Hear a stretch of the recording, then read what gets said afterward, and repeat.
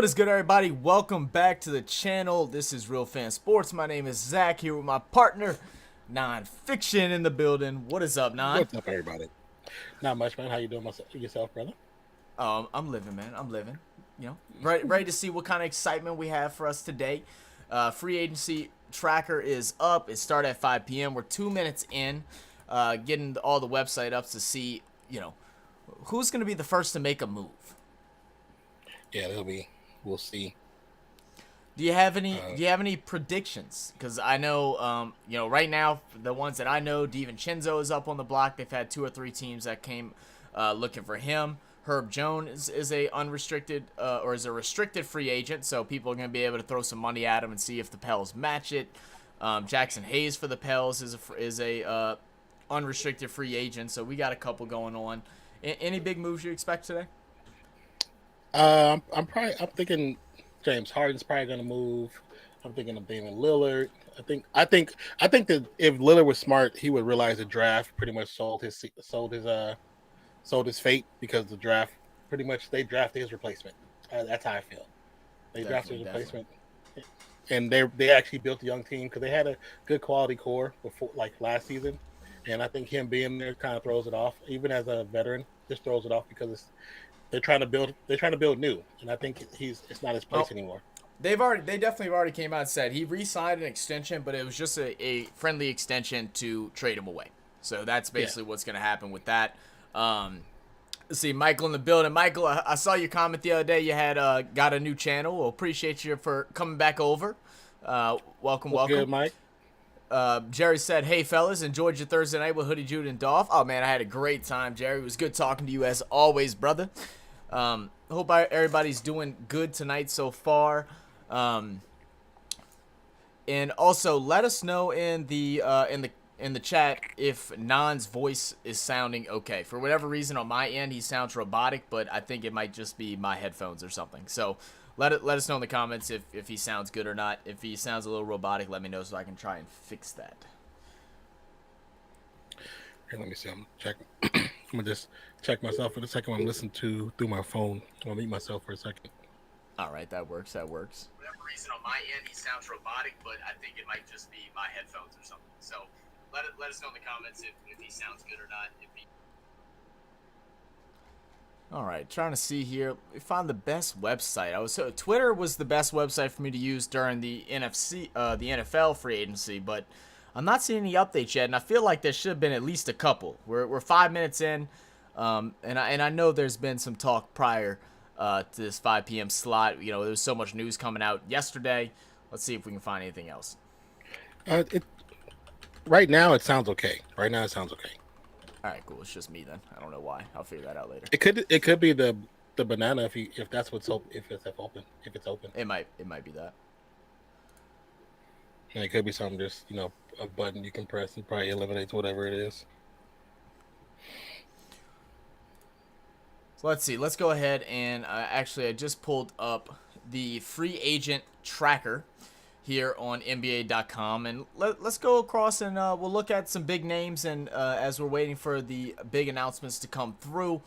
If y'all see any announcements or get any alerts on your phones, let us know as we're doing this, and we'll go ahead and double check it and then post it up in our little Excel spreadsheet thing we got going on. Mike said he sounds good. Awesome. Jerry says, hope the Pelicans make some moves in free agency.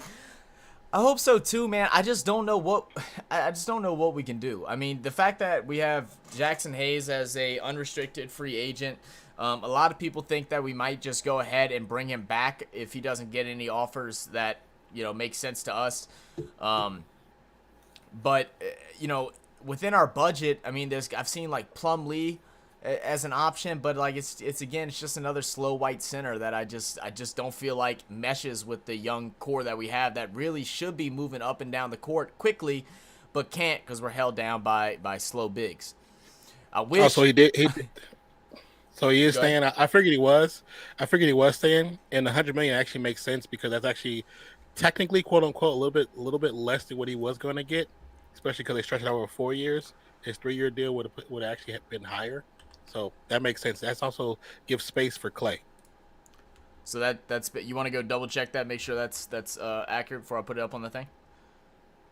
Not that I don't believe you, Brian, but you know you can't trust Twitter nowadays. There's no telling who's putting out fake stuff. But you got the whole contract and everything, so that does make sense. Mike said he sounds good. Thanks, Mike. Brian says, Jerry, ESPN. what are you doing in this group? Jerry's the OG. Brian, what you talking about, man? It was on ESPN. That says breaking the Warriors and Draymond Green have agreed to a 4-year, $100 million contract with the player option in the final season. Sources tell ESPN. And the 4 years makes sense because Steph only has 3 years, so more than likely they'll be there 3 year and he'll be gone this 4th year. Perfect. I think Clay's contract is up next year, but they might renegotiate this year.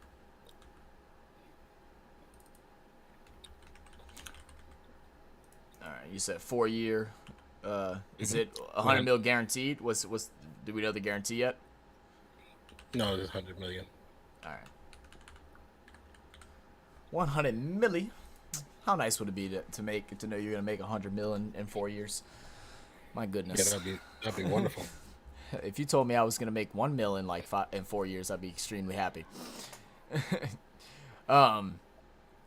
Let's see. Jerry said I asked the same question, John Madden. Draymond Green got okay. Let's see. Green stays in Golden State. I think it's a good stay. What's your thoughts on that? I think we all kind of figured that he was going to get re-signed, especially after Jordan Poole getting traded away. What does this mean for Draymond? Is this a place where he's going to finish out the rest of his career? Is this, just a shout out to him? I mean, his skill set for the Warriors has decreased a little bit, but he's always the man on ball. He always plays like a point guard and controls that offense. So, well, I mean, if you go by his accolades, awards, and his ability, he's still one of the top defenders in the league, regardless of his age. That's true. If not for the injury last year, he probably could have won Defensive Player of the Year. So, I mean, and that's just a year off. And this year, if not for situation at the beginning of the season, who knows where they could have went after that? But I think it's fitting of him because it's well deserved. He does a lot more than what people want to give him credit for. Mm-hmm. He's much smarter than what people want to give him credit for. Even though people don't like him because of the dirty stuff he does, there's behind the chaos, there's intelligence. People don't like that, but you need a player like that in the league nowadays. I mean, look, Patrick Beverley has made a career out of just being that guy. I mean, like Patrick Beverley, he's a pretty good defender and stuff like that. I think he's had a couple first team all defense and stuff like that, but it's because of that grittiness and that mentality that he brings to the court. And one thing when you say about Patrick Beverley, I actually just found out. I never knew this, how good he actually was in high school. Patrick Beverley in Chicago, probably one of the hardest AAU division areas, one of the hardest high school division areas to play in, next to New York and Texas, averaged 37 points a game. Wow. So, and the fact that when he came into the league, the reason he's a defensive stopper is because the league made him do that. Because there was no place. There was no place for him to be an offensive player. I just learned that in a podcast, him talking about it. I did not know that. So we also have a couple other ones on the board. Now they're starting to roll in. I'm starting to get all the notifications. Kobe White already done. Yeah, we already kind of knew this was going to happen, but Kobe White's going to stay with the Bulls 3 years, 40 mil. I think it's a good fit for him. I think Kobe White, really, they need to start giving him a little more chance to shine. He's a great shooter. They needed to start developing him into a true point guard, especially with the fact that Lonzo just seems like he's never going to be able to get back from injuries, unfortunately. Yeah, I think Lonzo, even when he comes back, they're probably going to find a way to get rid of him, to be honest. They're not going to do it while he's injured because they look like the bad people, but more than likely that's probably what's going to happen. We're also going to have Kyle Kuzma, who's going to go ahead and re-sign with the Wizards, $102 million deal for 4 years. Again, nothing that we didn't expect after trading away Beadley, Brett Beadley. Why am I like pronouncing his name right now? Beasley. No, not Beasley. That's not his name, is it? I thought it was.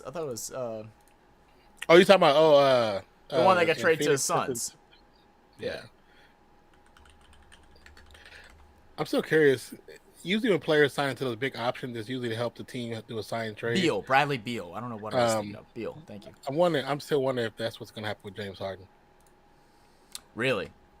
Yeah, because he opted in for his option. And a lot of times players do that to, you know, be nice and give a sign and trade for their team. Allow their team to recoup something on the back end.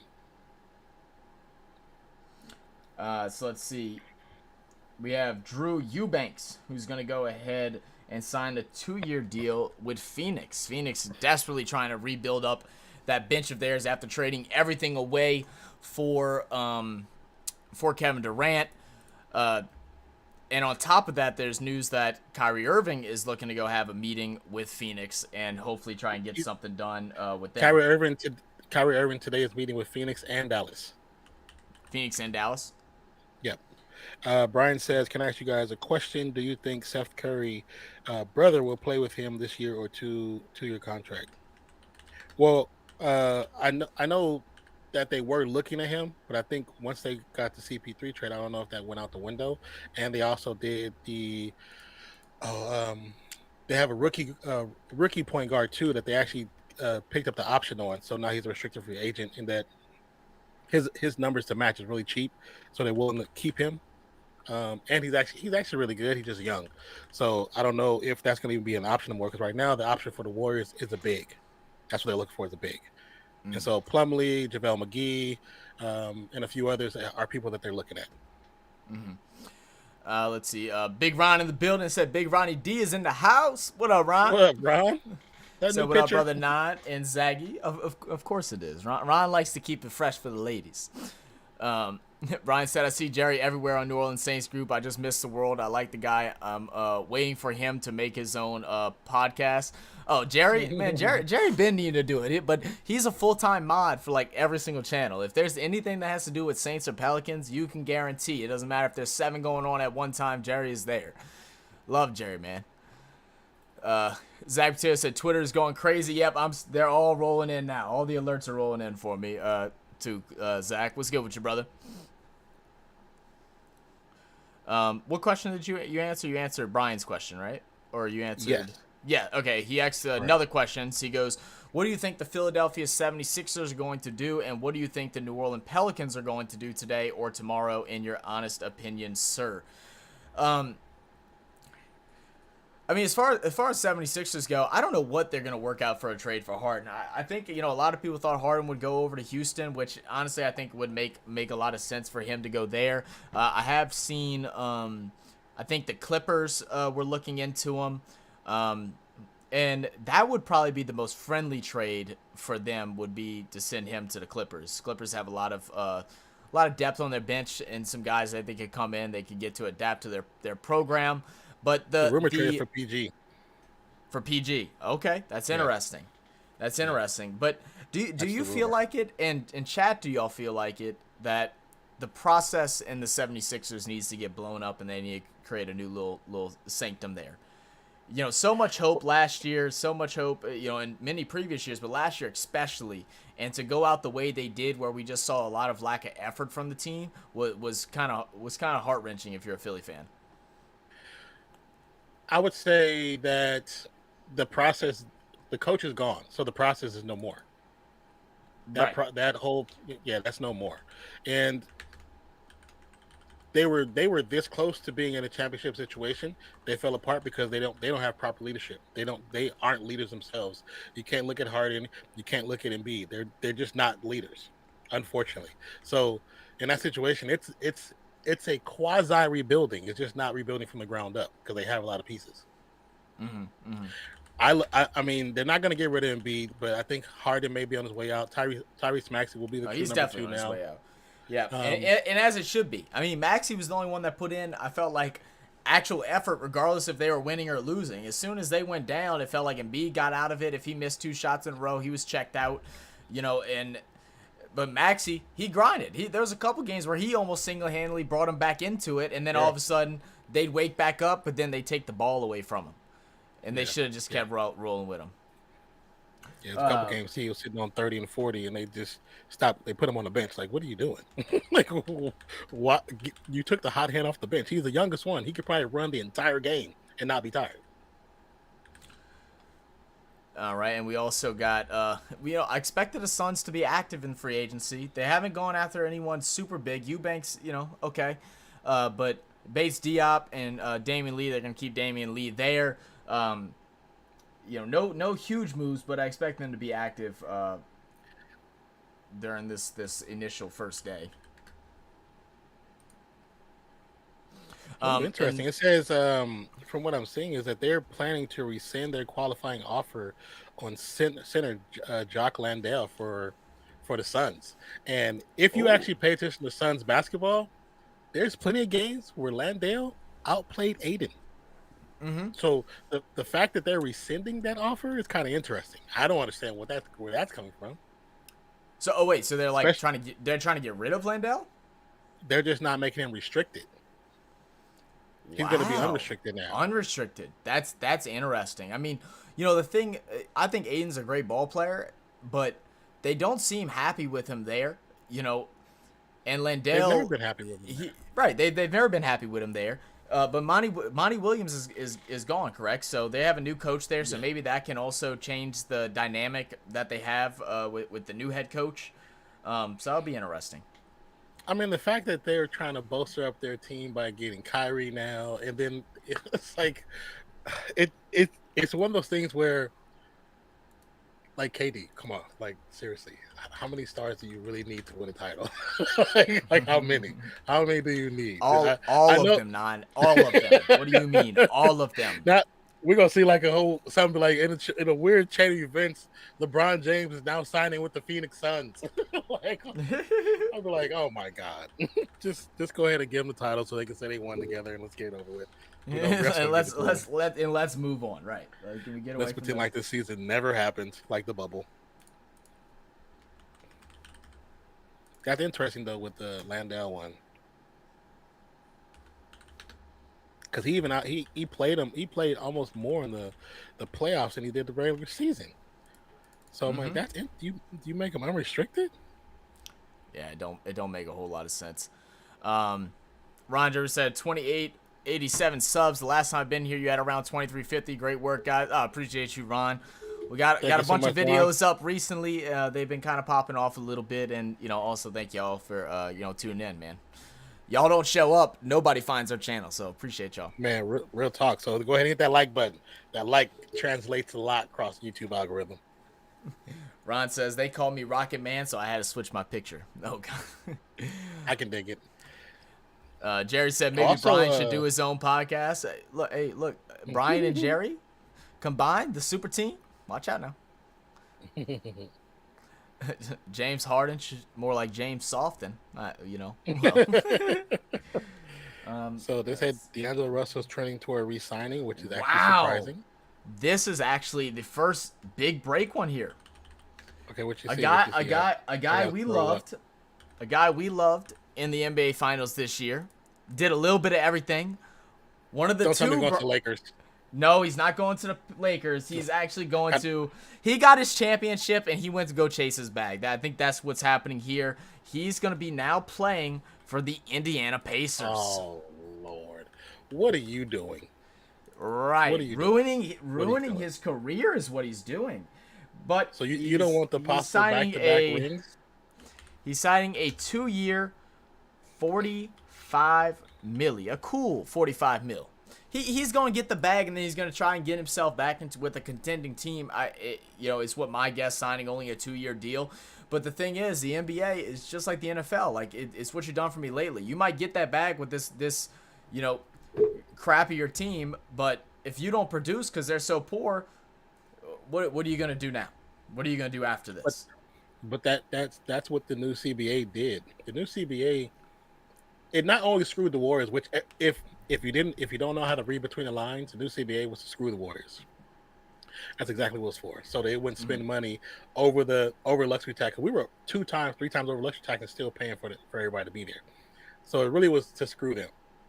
Now all the other teams can reap the benefits of the Lakers, of the Suns, of New York, of Philly. That's not going to be able to sign these third and fourth big name players if they have them, because they end up going to the Pacers. Mm-hmm. Let's see. I think I'm just gonna go ahead and continuously refresh Woj's page here.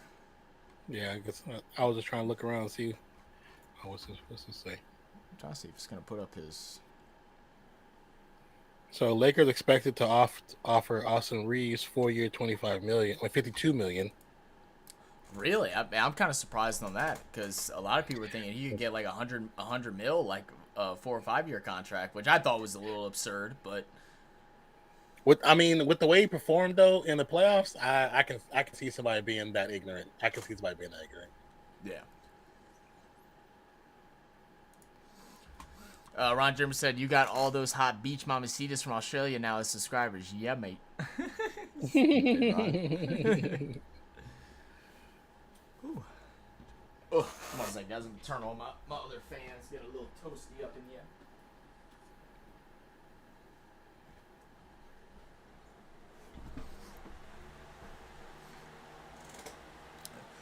Brian said, "Do you guys think, your honest opinion, this is Zion Williamson's greatest year, or do you think he gets hurt again and he gets traded next year?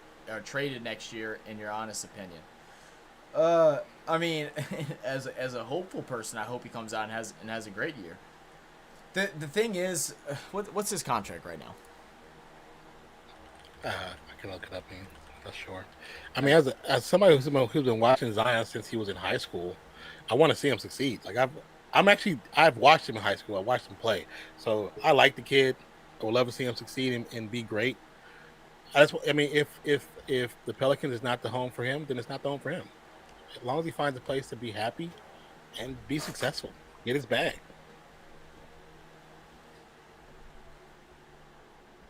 Turn that fan down a little bit. I know that sucker was loud. I mean, it's actually not as bad as you think. So I can hear it, but it's okay though. People gotta understand it's hot. It's hot. It's hot. Summer in Louisiana and Texas ain't no joke. That's for sure. Yeah, man. I mean, I hope he comes out and have a great year. But as injuries just keep occurring left and right, the thing is, when he plays, he's up there with the top 10 players, in the league, in the current, league, not all time, obviously, but in the current year, he's top 10 in the league when he's healthy and can play up to his abilities. But it's keeping him healthy is the biggest scare with him. People argue about his fitness and everything like that, and people don't realize is that when you naturally put on weight easily, he's in shape because he plays basketball. When he can't play basketball for years, for a full year, of course he's going to put some weight on, and then it takes him a little while to get it off. I don't know if that he needs to just be a little bit more stricter on his diet, but he can't get up and move and stuff with a hurt foot. He can't go out there and go do cardio and get a whole bunch of exercise in. So it's going to be tough for him. And the other thing we got to remember, I know he's making millions, and we all make sacrifices for our job, but he's a kid. He's a kid. Are you just doing people that's on teams already, or doesn't matter? Or free agents? Doesn't matter. Whatever you hear, let me know. I'm just okay. So, free agent Troy Brown has agreed to a deal with the Minnesota Timberwolves from Clutch Sports, but they haven't said it. They didn't say no numbers yet, or how long. This is a retweet from Wojnarowski. He said the Portland Trailblazers are in agreement with free agent forward Jeremy Grant on a 5-year, $160 million contract. That's also coming from Clutch Sports. Jerami Grant. I think I just saw it. Yeah, Jeremy Grant. Yeah. You say Zion is in Mardi Gras shape? Is that because he don't have his boobies out? Is that what you mean?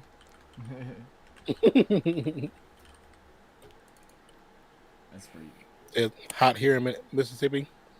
Oh, I believe it. Yeah, y'all are getting that heat wave right now that we had last week, I believe. I think I saw someone. Actually, you know what, Jerry? I think I saw you post it. You posted it on your little community tab. Because I was looking at it and I was like, oh, thank God we just got through that. 160. 160. Oh, 160. Sorry, thank you. No worries. Let's see.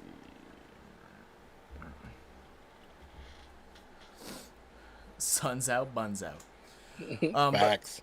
Let's see if I can get this to refresh. We'll look at some people that are free agents right now. I'm not sure if it's completely updated, right in time, but yeah, it doesn't look like it is. Cause I see a name that we've already called out. Let me see. I might actually be able to just show this on screen. Let's when you look at a person like Kyle Kuzma, and we signing with the Wizards, it's almost like you're satisfied with mediocrity. He's been quietly better. He's been quietly better, but the Wizards are just so horrible. So, yeah, quietly better, but yeah, if you're signing him to a big contract and hoping that he's going to lead the team to something, you're just confused. You're just confused. But to look at some of the free agents that are available right now, as we're waiting for more updates to come through, we got Nickeil Alexander-Walker from the Timberwolves. He has 4 years experience. I'm assuming all with the Timberwolves here. 6.2 points per game, 1.7 rebounds, 1.8 assists. He is a unrestricted free agent. Let's see. Does anyone pick up Antetokounmpo's brother? I didn't see anything yet. I'm saying, do you think anyone will? Oh, maybe. He might end up going back to Bucks for the league minimum. I think that's the only way he stays in the league, to be honest. He's just not very good at basketball. He isn't like his oldest brother, or Giannis. I think that's his oldest brother. Yeah, he ain't quite like Giannis. He's there because Giannis wants him there, and I think that's the only place that he would stay at. Yeah, because the other brother I think is deep on the bench of LA, right? He's a Laker. I believe so.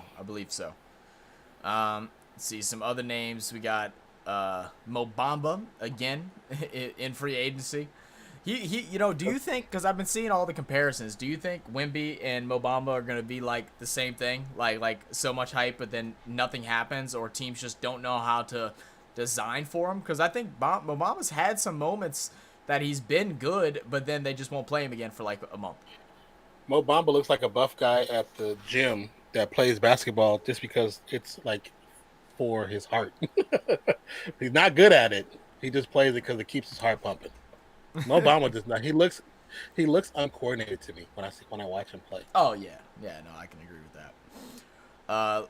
Let's see who else we got. Some big names. We got Harrison Barnes, 11-year vet with the Kings, or was with the Kings. He averaged 15 points last season. He was a good veteran leadership for the Kings. Do you see him going somewhere else? Do you see the Kings re-sign him? He is unrestricted, so it's up to him. I don't see him necessarily going anywhere else because people already know about Harrison Barnes. They know about Harrison Barnes since he left Golden State. And the Harrison Barnes we saw in the playoffs is the same Harrison Barnes we saw with Golden State. And that boy has not changed. He has not changed. He had the opportunity to knock the Warriors out of the playoffs and missed the same free throw 3-point he missed in the playoffs with the Warriors. I was like, when I seen it, I was like, let him shoot it all day. I don't care. Let him shoot it. Hey man, look, at least he's consistent, okay? At least he's consistent. True. As we saw, Bates Diop got signed by the Suns, I believe. He played with the Lakers. The Lakers last season. Let's see where I just lost his name. Forward, averaged 9.7, 3.7 rebounds, I believe that is. Malik Beasley. They need to get the heck away from Beasley. There's no way Lakers retain Beasley after what he did going into the playoffs. He had one game, and then they started him, and then the dude didn't make a bucket for like 4 games straight, and then they just sent him so deep into the bench you couldn't find him on the bench. He was hiding behind the camera crew. Does someone take a risk at Malik Beasley? I mean, in like what team? Do you think it's someone that just needs a veteran guard? I mean, are we thinking like a team like, even maybe like Orlando? He plays off the bench for a reason. You know what I'm saying? Not every player in NBA is NBA player is an NBA player, right? But not every player really belongs in the NBA. It just some people when they get to a certain height, there's no other job for you to do but be an NBA player. Yeah. Mm-hmm. Another big one, Patrick Beverly, He looking said the to Greek, not so make. Greek. Go ahead. Patrick Beverly, 11-year vet, was with the Bulls. Possibly looking to make a switch again. You know, he's kind of just bouncing around team to team right now. Timberwolves, Lakers, Bulls, now unrestricted free agent once again. What team can you see benefiting from a player like Patrick Beverly? I got one in mind. I want to hear what you think. I'd have to think, but like initially, I know it probably will sound weird, but initially I was thinking like Sacramento. Nah, you and me are on the same wavelength right now. That's exactly what I was thinking. Yeah, Somebody I was that just to thinking get brutal and physical. Have him. Yeah. You have to be comfortable with coming off the bench, but have him come off the bench for Fox, and then just play phenomenal defense and just try to keep the score in. You don't even have to keep it in the positive. Just keep it in the neutral range. Keep it between -2 and +3, and that's a win when Fox gets off, so he can actually get a rest and be explosive as soon as he gets back after a 5-6 minute break. Yeah, that's the first team that came to mind. I was like, I think Sacramento defensively can definitely use them. We got Biyombo, center for the Suns. The fact that they're making Landale a unrestricted now makes it seem like they might try and make a move at Biyombo, or are they going to ditch both of their centers? I think they're probably if they find suitable replacements, they're going to get rid of both of them. If you're not keeping Landale, there makes no sense to keep Biyombo. Landale is better than Biyombo. I mean, I think so too. Biyombo just is a little bit better of a shot blocker, and I think that's the only place that he fits with the Suns is shot blocking ability. He misses layups. A lot of he them. misses layups. A lot so of them. Landale don't miss layups like that. That's what I was like. If they keep him and drop the other one, like that would make sense. I don't get that, but I am not a general manager of a basketball team, so I have no idea. All right, we do finally have another update here. I keep getting the same update over and over again about Draymond from like 50 different Warriors accounts. Javon Carter. Yep, Javon Carter goes ahead and signs a 3-year, $20 million deal with the Bulls. From the Bucks, I see. From the Bucks, yeah.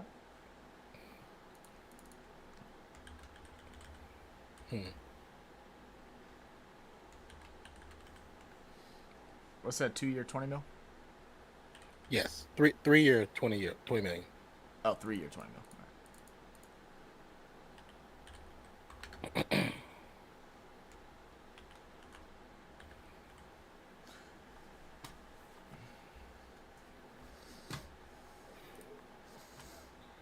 Let's see. He said Zion gets traded to Burger King this season. That's hilarious. But yeah, Ron Jeremy, from off the question about the Bronny thing, what I've been hearing is based off of his draft stock at the moment, people are thinking he's going to end up somewhere, probably going to like Atlanta. Yeah. I hope he gets into the league, man. I mean, regardless, because the amount of pressure that's on him being LeBron's son is like so high that they're already holding him to an unrealistic standard for him, and he's just trying to go out there and play his game of basketball. I know a lot of people have doubts whether he's NBA ready or not. I mean, what are your thoughts on that? Do you think he's someone that could play several years in the NBA? I think he definitely has potential. Now, as far if he's going to be like his dad, that's another question. Because he is a good player. But for me, I actually want to see what Bryce can do. I think Bryce is going to be a better player. I think Bryce is by far the more talented player. He's already taller. His bag is is much different, much more open at a younger age. I can definitely see him going further. I also really like how Bryce switched schools as well. No longer at Sierra Canyon. I'm forgetting the school that he's at now, but it's just the hardest thing for them is being their own person. And Bronny Oh, yeah. even more so because he's named after LeBron. You know, Bryce a little bit different, but now he's not just following the footsteps of LeBron. He's following the footsteps of his older brother, and just trying to be his own man, his own person. You know. Well, I mean, just from me being in the Jordan era, one of the hardest things to see is seeing Jordan's sons try to play basketball and try to be in sports, and neither of them were good. That They just didn't have it. That was they weren't basketball players. They just weren't. They did it because they had a Jordan name. You know what I'm saying? Like the schools they're at tried to got them on the team, and pretty much because their dad is Jordan, and they just were not good. And you hate to see that because the pressure was there. But when you have ESPN there, you're recording your games because your dad's sitting in the top of the stands, and there's a gap between your dad and his wife and all the people because it's Michael Jordan, security guards in there, and you just want to play basketball regardless of how good you are. That pressure is ridiculous. Oh yeah, ridiculous. It's insanity. It's insanity, man. Let's see. Let's keep going down this list as we're waiting for some more updates. What up, Spoiled? How you living, brother? Long time no see. How you been? Said free agent for yes. Shemezi Metu has agreed to a 1-year deal with Phoenix Suns. That's from Wojnarowski too. Just popped up. So Phoenix Suns are basically just going out there and just grabbing anybody. Like I mean, what is Shemezi? I'm not even familiar with his game to be able to say anything, and that's kind of been how a lot of these guys have been. I mean, I know a little bit of Bates Diop, but not a whole lot. You know, not enough to be like, okay, that was a good pickup. Drew Eubanks is probably the most exciting one, kinda. You know, you have a lot of roles to fill, and you're just filling the roster with summer league style guys. Yeah. I'm like, yeah. I don't even know what to say about that, but yeah. Yeah, sounds about right. This name, Metu, does not ring any bells, to be honest with you. So funny. What up? I'm gonna butcher your name. I'm call you RC because I don't want to be disrespectful and butcher your name. What up, RC? Said Dylan Brooks to the Bengaluru Tigers. That's actually the next. Oh, and let me get back to Spoiled. Said been selling my soul to life, and I'm tired. Pelicans, no major trades, so I'm kind of disappointed. I don't think we'll see many trades today. If you want to be honest, I think there might be a couple. We'll probably see more tomorrow, and then like in the upcoming weeks. As far as free agency for the Pelicans, the only thing that they might go and grab is a center. I know they've been in talks with possibly grabbing DiVincenzo from the Warriors, but a lot of people have reached out to DiVincenzo, and we're already loaded with guards. We are looks like we are going to be getting rid of Kyra Lewis. That way he can get some more playing time somewhere else. I mean, that frees up one spot, but we just drafted another guard. Like, really, where we need depth at is center. We haven't quite figured out that answer. Larry Nance comes in and plays some valuable minutes for us, but, like, he doesn't play like a true center. He really should be more as, like in a forward spot that just plays a little more down low. DiVincenzo, if he doesn't go back to the Warriors, I think he's going to New York. That's what a lot of people were saying. He's going to play with his old college buddies, Josh Hart and them. They all went to school together, and Josh already said it. He said it a year ago that he wanted DiVincenzo, and DiVincenzo signed with the Warriors. Oh wow! Yeah, interesting. So they probably been in his ear this entire season. Brian says, why does it take long for a D-League player to come up in the NBA on the roster team? Because I seen the one guy got drafted. He was 33 years old. Oh, the one dude that got the Lakers guy that like randomly came in for like a game and I think he dropped like I don't know 18 points or something like that. Yeah. It's because it's not easy. It's definitely not easy to make that jump, and a lot of times teams are looking for specific things that you can contribute to the team, and if you might be good at something else, but that's not what they're looking for.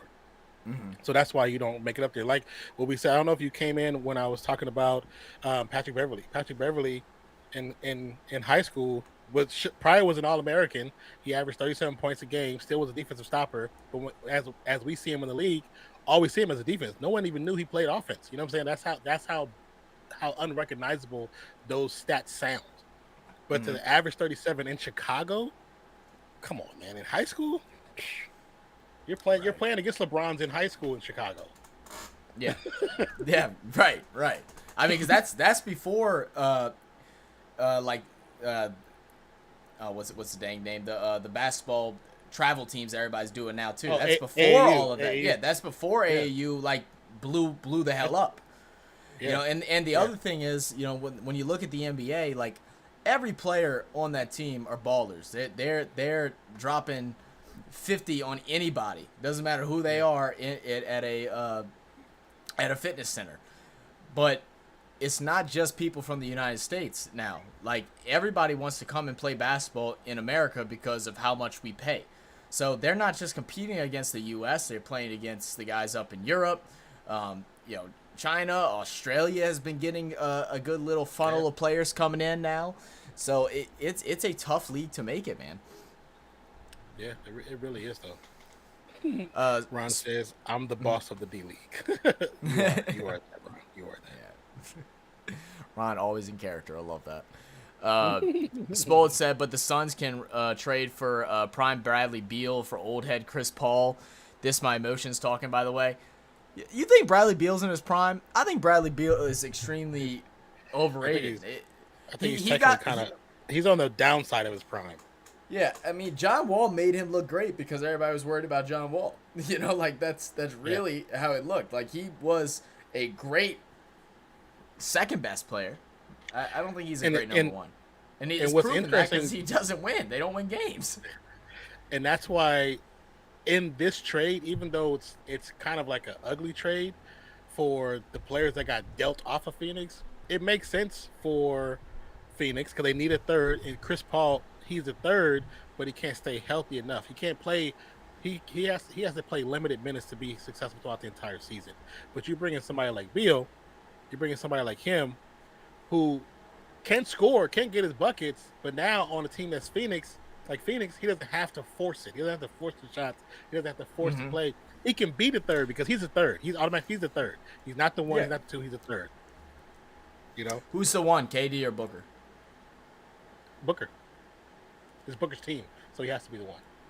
I agree. I agree with that. Yeah. And I actually like how KD's actually approached the game too. Like watching KD in the playoffs with the Suns was actually entertaining to me because there was moments where he tried to take over games, but he tried to get a lot of people involved. There were several games where he had over 10 assists. Was getting boards and stuff like that, and was playing some full basketball. It was some of the best basketball I've seen KD play, like all around. Like obviously he's had dominant games with the Nets and whatnot, but he looked really great with the Suns. It definitely would have been interesting if he would have got there a little bit earlier and had a little more time to work everything out. So that's why I say the Suns should thank the Warriors because the Warriors made him play defense and he became an all league defensive player coming from the Warriors. They should thank him. They should thank the Warriors. So when we see you in the playoffs, just give us a freebie. Send what are those edible arrangements? Edible arrangements in the office.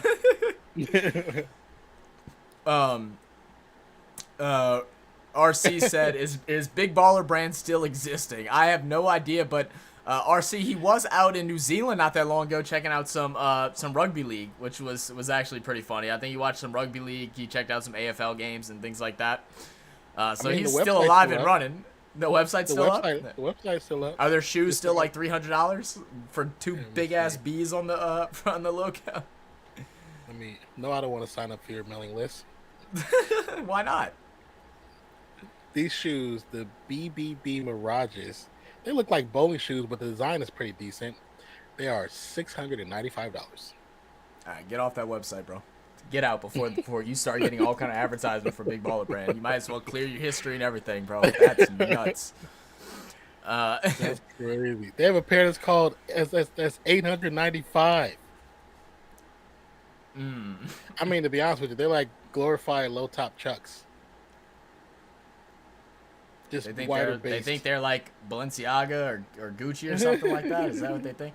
Your name is Big Baller. Like, come on now. That sounds like a brand at like Kmart, not even Walmart, Kmart. I don't even think those exist Okay, anymore. and another 76er drops. So free agent George Niang has Oh, agreed agreed on a 3-year, $26 million contract with the Cleveland Cavaliers. I That's an interesting I move. really like that actually. That's an interesting move.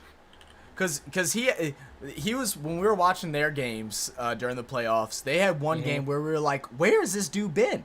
He was working, Yeah. hustling on defense, shooting the ball well, and we were Hmm. like, "Dang!" We're like, "Dude, he's kind of nice with it." And then Yeah. next game, he fell off the face of the earth. But But that's being at a that's place to the also I think Cavaliers, I think that's a good fit for him because they play more team. They play a little more team ball. way more team oriented. That's why Well, they're still like one of my like just quiet teams. I think that can do damage if they just put a little bit extra together. I think they can be nice and easy. um, Brian said, I did hear the Pelicans were looking at Ben Simmons. Someone told me, I don't know, but true or not, but that's why I'm asking you guys. Oh, for Ben Oh Simmons. yeah, Dude, I I'll tell have you you know what. I have not seen his name be If Ben Simmons would have came to us like 3 years ago, I think it actually could have been really good for him. But right now, the Pelicans fan base is just as bad as what the 76ers are. We're ready to come for everybody's neck, and Ben Simmons is going to get torched and is not going to get out of his mental. Because that's the thing with Ben. Ben was a phenomenal player, great on defense. You know, he was actually an aggressive scorer driving to the paint, and then man, Philadelphia, it ain't for the weak. That's for sure. the unfortunate part is that one moment against Atlanta pretty much destroyed his mental. That one moment. It's that one moment. And no one after there tried to help him get past that moment. And I feel like parts of him is reliving that moment. And that's Yeah, why he's been in this downward cycle. yeah. Because it's that one moment being afraid to shoot that layup. And that probably had a fear to do with something that happened way long time ago. That moment, he being in that spotlight, he'd never been in that spotlight like that before. Then get to the league, and that spotlight hits, and it's that dream he had when he was 14, or when he was playing in Australia or whatever. And then now it happens in real life, and it screwed him. And Yeah. then of course, Well, then Embiid another didn't make thing it that any would better. be interesting. Yeah, B definitely did not help that at all. Yeah. Another thing would been that I could see being an issue with him coming to New Orleans is the way after he left LSU and just dogged on LSU, called him out, said that they didn't help him develop his game, that the coach was horrible, his experience with LSU was the worst, and like all this stuff. And LSU fans, man, they might be the nuttiest of all fans in Louisiana sports. They ain't gonna be happy about that one. So that would be interesting. I wouldn't mind it personally. I mean, he brings good defense, which something that Coach Willie really looks for in players is good defense. He If can he, be a really good facilitator, but you yeah, I got was to gonna make him say feel he's a comfortable. good And if he's facilitator. not Yeah, comfortable, then he's not going to do anything. But we need a true yeah. point guard. So That's the only thing I was saying. Like he can be a true facilitator if you can make the proper game plan where you don't have to focus on his points and how the Warriors do with Draymond. Like even though Draymond can contribute offensively, if he doesn't, we have the firepower. We don't have. He doesn't have to. You know what I'm saying? So right. if they can figure that out, where they have more consistency from behind the perimeter, then that's a good. Then they can make it work. To be honest, I know people will probably laugh at that, but they can make it work. So he is staying for how much? 102 Goodness mil. gracious. So Chris Middleton's going to go ahead and re-sign with the Bucks for 3-year, 102 mil. Middleton coming off of back-to-back knee injuries, if I'm Yeah. correct. Yeah. And when they needed him to take over while Giannis was out, he went ghost for him. And I'm I'm not surprised that they signed him back because he's been a big part of the Bucks organization, a big part of their game plan and stuff like that. But Hmm. I'm a little surprised that the Bucks didn't either try to trade him away before this, or do something to bring in some younger talent to kind of help out because they're starting to become one of the older teams in the league. I mean, Drew Holiday's Yeah. up there, Giannis is getting up there, Middleton's up there, so That's kind of surprising, especially a 3-year. Maybe unless this is like they have an opt out in their contract for the 3rd year. I'm a little surprised on 3. It has to be an opt out because Yeah, it has to be. Yeah. Let's see, I wonder how old is he?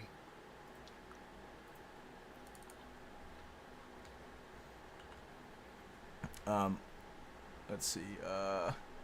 Go back up to the comments real quick. Find where I left off at. He's 31. He's 31. Yeah. So that puts him up to 34. That's interesting. It's got to be an opt out for the. Yeah. Spolet said, Kobe, LeBron, Jordan, 3 legends, told this man to work on his jump shot and still never listened. His career failed, and all he can do is blame himself. I mean, that's interesting. I mean, if that's something that they, expressed to him and he just refused to do it, then that's the case. But, I mean, I've seen him take a lot of jump shots in practice. He's posted on his socials of him working on his jumper every single day of the week and stuff like that. I think now at this point, it's the mental game of him when he's actually in the game. That mental, if your mental is shot, you're not going to play at the highest level that you can. You're going to be hesitant. You're going to be doubting yourself, and you can't doubt yourself in the NBA, especially how fast the NBA works now. 1 second guess on a pass or a jump shot is the end of it. That's the risk you take with grabbing Ben Simmons, is that when you need him to make one or make a decision with 5-10 seconds left, and he double guesses for 5 seconds, and then you have to put up a crappy shot. It's Ben Simmons for you. Spolet said, if we trade for Ben Simmons, I'm calling for a fire the following week. Oh, Lord. Ron said, Booker T, can you dig it? Sucker. Let's see. Spolet said, Kevin Durant career going to be undervalued because regardless of how others feel, he played around better than 95% of most players' careers.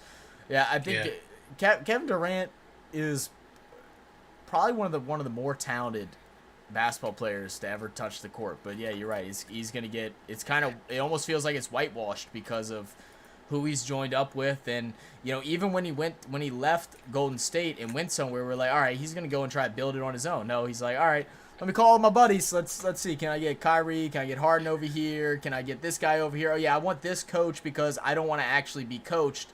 I want to be able to just do what I want. In Steve Nash, and then that's just how it went. Yeah, I watched Iman Shumpert with Gil, and they talked about that.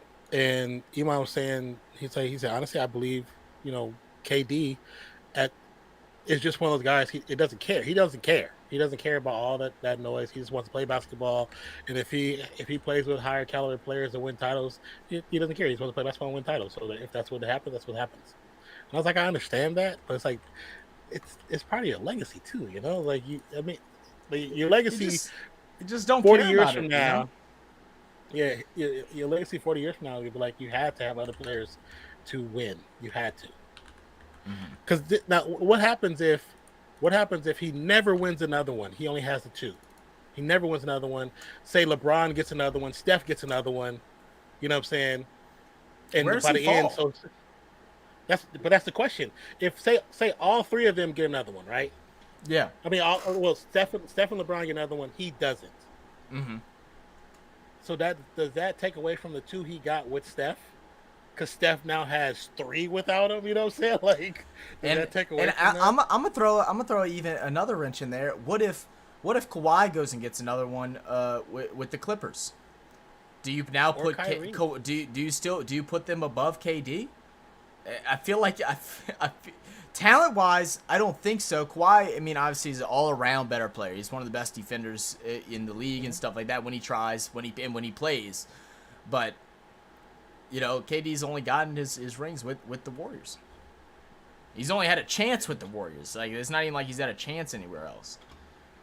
Yeah. Let's see. Cam Johnson is going to go ahead and extend his stay with the Nets.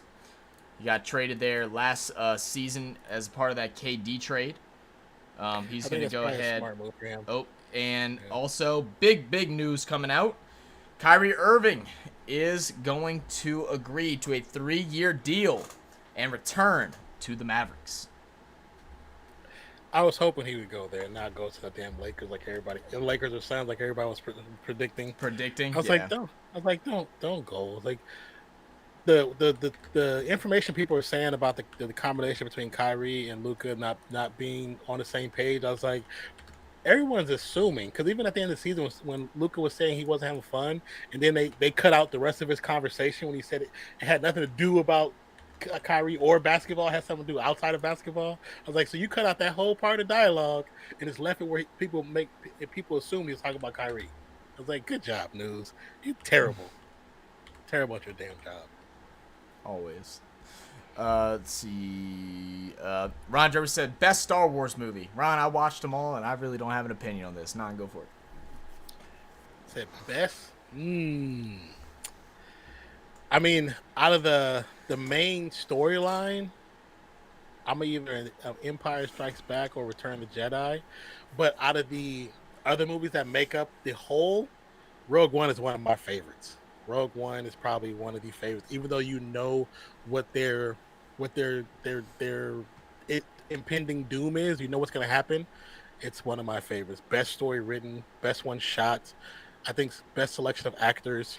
Great story. It makes you feel, even they do so well, make you fall in love with the characters. You feel for a robot to the point where you might cry for a robot being killed.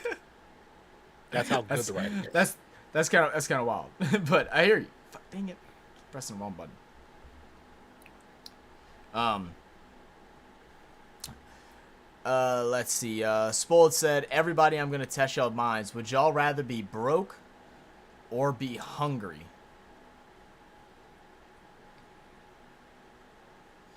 I mean, if you're broke, you're also hungry, aren't you? Or like, can I just not be hungry? Like if I'm broke, but I'm just like full all the time. Spoiled, this is a crazy question. I've been hungry, and it's not a good feeling. That's kind of what I'm thinking. I mean, I'm broke right now, and I'm all right. I mean, I'm doing all right. Yeah, I'd rather be I'd rather be. Yeah. If I had to choose, be broke than hungry. I'd rather be broke than hungry. But if it came down to like that was truly my only life decision, and I could, and if not being broke meant I had a income no matter what I did, I'd be hungry. Oh, interesting. If it meant that I would always have money no matter what, I'll just always be hungry. Just always be hungry.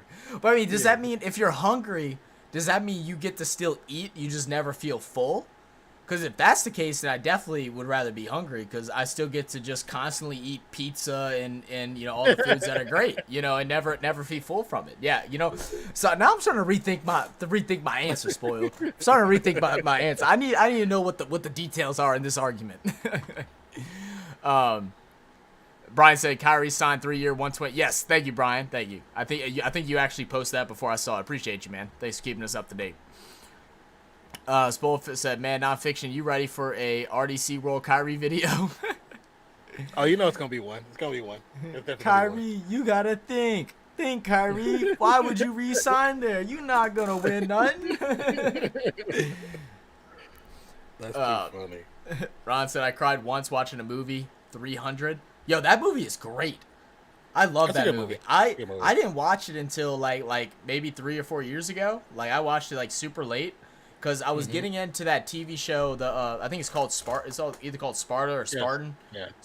I was getting into that, and I was like, I've never watched 300. I was like, let me watch it, and I was like, dang, I watched it twice back to back. I thought it was so good. Yeah, 300 is a good movie.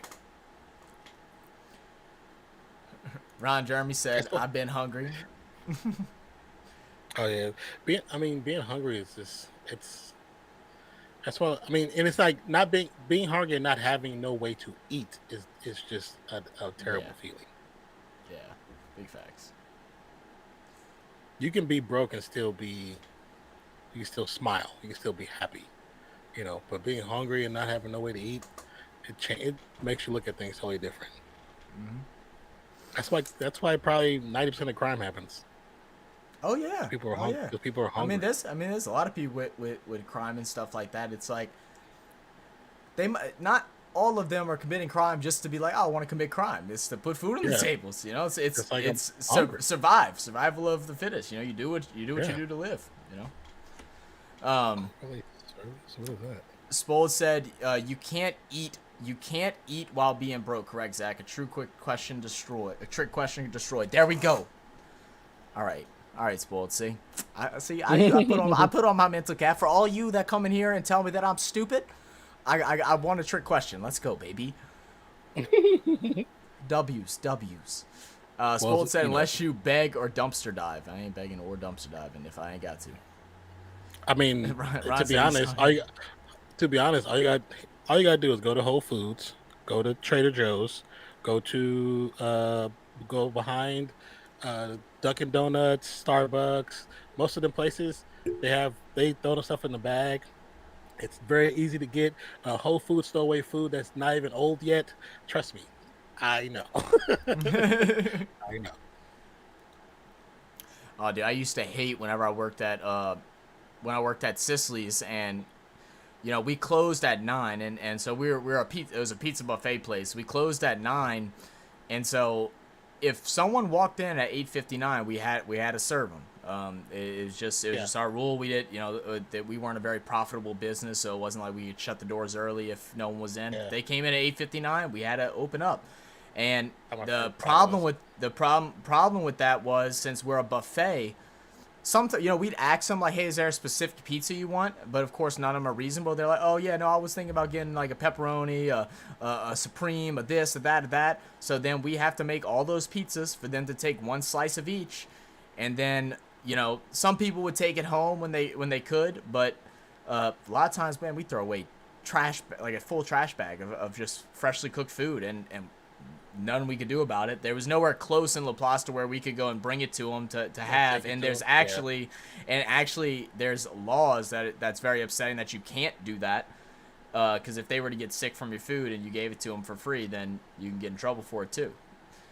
That's something. I don't know if it could be in your state, but I think they changed that too, where maybe do that now. Maybe. I don't know when it passed, but I think you could do. I think you can do it now. I think there's some that's protecting them. Some they put some law out where it protects the restaurants, but they have no liability towards it or whatever. Oh, real? Oh, you know what? You're right. I think I have heard about that. Yeah, because I know my buddy Doyle. He was homeless. He was homeless for a little bit. And the thing with him, it's one of the most embarrassing things ever. Like, he stayed like that for about 2 weeks before he finally reached out to us, because we just thought he just dipped off, because we were only just became friends, so we thought maybe he just, I don't know, wanted to hang out with other people. And then he randomly messaged us and told me that, what all was going on. So we got him. He came, stayed with us for a little bit till he can get back on his feet and everything. And since then, every time he goes and buys food, he buys 2, and he goes and gives it to somebody that's homeless to go eat. He's like, I know what it's like. He said, I didn't have anything to eat. I'm definitely understandable. Ron German said, hungry for women. Oh Lord, Ron. Now, are you a cannibal, Ron? Are you a cannibal? Zach Taylor said, you should eat it. What, the pizza? How much pizza that was? Oh my goodness. Yeah, when I was in college, my homegirl, she worked at the pizza place that was on the corner from where we lived at, and the owners were cool. Like, if you came in there and you didn't have no money, they'd make you a pizza. They'd be like, here's a pizza, here's a salad, go sit down. We'll bring you some drink. We'll make sure you're good. They were cool. They were cool like that. And then we've seen people come in right before they close. I used to walk her home because I didn't want her walking. She didn't drive. If she came straight from school, she'd always drive. So I was like, I'll go walk up there, meet you up there, and we'll walk back to the house. And there was always guys and girls coming there last minute, and they weren't going to close them doors because they were a staple part of Fresno. You know what I'm saying? People know about them. If you went to Fresno State, you know about this little pizzeria, because that's everything's Bulldogs. Bulldogs. So you come in there, and like you said, at 8:59, they'll make you a pizza. They'll turn the ovens back on and make you a pizza. Like, that's how cool. That's how dope they were. They were good people. Oh yeah. Did you see? I think I sent it to you. So those of y'all that don't know, I've met him and we've talked to him through stream. But Till from goodness, why am I forgetting their damn the Nola Bros, from the Nola Bros YouTube channel. His brother owns a wing shop called Weedats Chicken and Shrimp. And he just partnered up with your boy Green from the championship-winning Nuggets to open up a WeDats inside Oh of yeah, yeah, I did. Yeah, the University of Alabama at the I thought that University was of pretty Alabama. cool. Yeah, it's Yeah, I super thought that was sick, pretty man. damn cool. Yeah. He's real cool down to earth people, man. I got to meet him once and hang out. He bought us all dinner at his spot, and yeah, really good people, man. Shout out Till and Nola Bros and Till's brother. Okay, so it's called the Bill Emerson Good Samaritan Food Donation Act. Protects restaurants from civil or criminal liability should a recipient get ill or hurt as a result of consumed donated food. Donors are only culpable in cases of gross negligence or intentional misconduct. Misconduct. So Okay, yeah, that's good. that's good. Eric Wallace in the building. What up, Eric? How you living, brother? What's Appreciate good? you What's stopping good? by.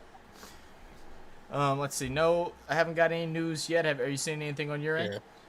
Yeah, no, not yet. Just been refreshing. Nothing new. Let me check New York Post. It says 10 new entries.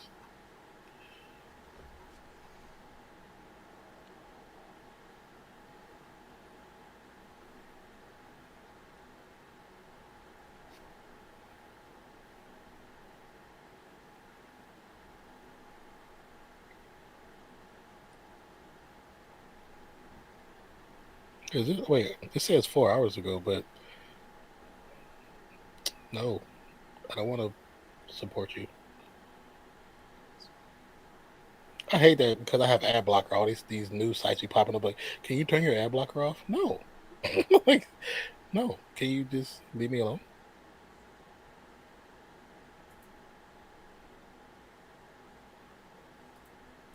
Sorry, I was texting my mom. Shadow Gaming in the building said, "Sup, gentlemen? What up, Shadow? How you living, brother?" Eric Oh, also what's said, up? "I'm good here. Good to hear, Eric. Is Good to that hear. Good to hear." Shadow? Is that nephew? I think that might be my nephew. Might be your nephew. Yeah, I know his. I know one of his PlayStation names is Shadow. Oh, I got you. I got you. Let's go ahead and let's take a look back at the NBA free agent tracker just for a little bit as we're waiting for some news to break out. We're officially an hour and 9 minutes into free agency. Nothing big, nothing super huge going on so far. I mean, I think the biggest news No, is Draymond re-signing. Chris Middleton re-signing with the Bucks. Kyrie Irving is probably the biggest. I was actually surprised that this got handled today. I think the Mavericks gave them a contract just like, we don't want you to go explore anything else. You're signing with us. Let's cut a deal. he probably met with them first, and it was like, look, we don't want you to leave. Yeah, that's what I'm Period. thinking What too. what we got to do to keep you here? That's what I'm thinking. As far as the biggest changes, it's got to be Bruce Brown to the Pacers. I think that's an unfortunate Hmm. switch because That's a I bad think Bruce loss, Brown's man. he's gonna struggle there, and hopefully he can still play at a caliber where he can get a better contract somewhere else with another contending team because he deserves to be on a contending squad. I know he's probably trying to hope to edge his way into a starting spot and such, but there's nothing wrong with being a great six man. Like people don't appreciate how good that is. I mean, guys like Leonardo Barbosa, Manu Ginobili, these guys have made careers out of being some of the best six mans that we've ever seen. Yeah, but here's the thing: if your team wins a title and you get a ring, and the team gets a ring, it's not just the starting five that gets a ring. Everybody down the end of that bench gets a ring. Mm-hmm. You know what I'm saying?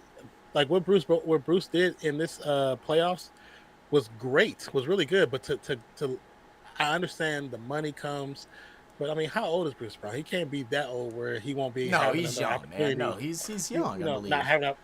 It's not going to be enough. There's going to be other opportunities, especially with this team. Not with the Let me Pacers, see. but with the Nuggets. Like Yeah, you he's leaving. 20. He's 26. He's a Oh, you 26 year got old guard. time. You got You got time. 10 years. You got 10 You got years. time. I would have stayed with try to stay with the Nuggets. Try to see if I can make that So work.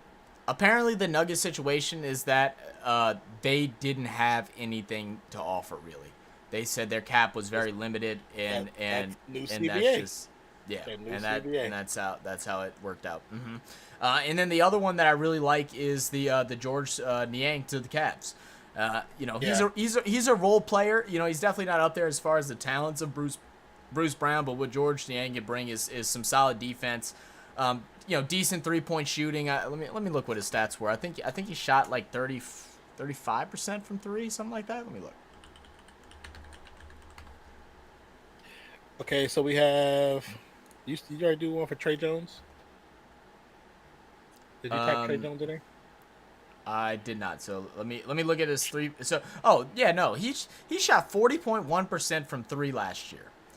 That's a great addition from the Cavs, and the Cavs are one to be a 3-point shooting team.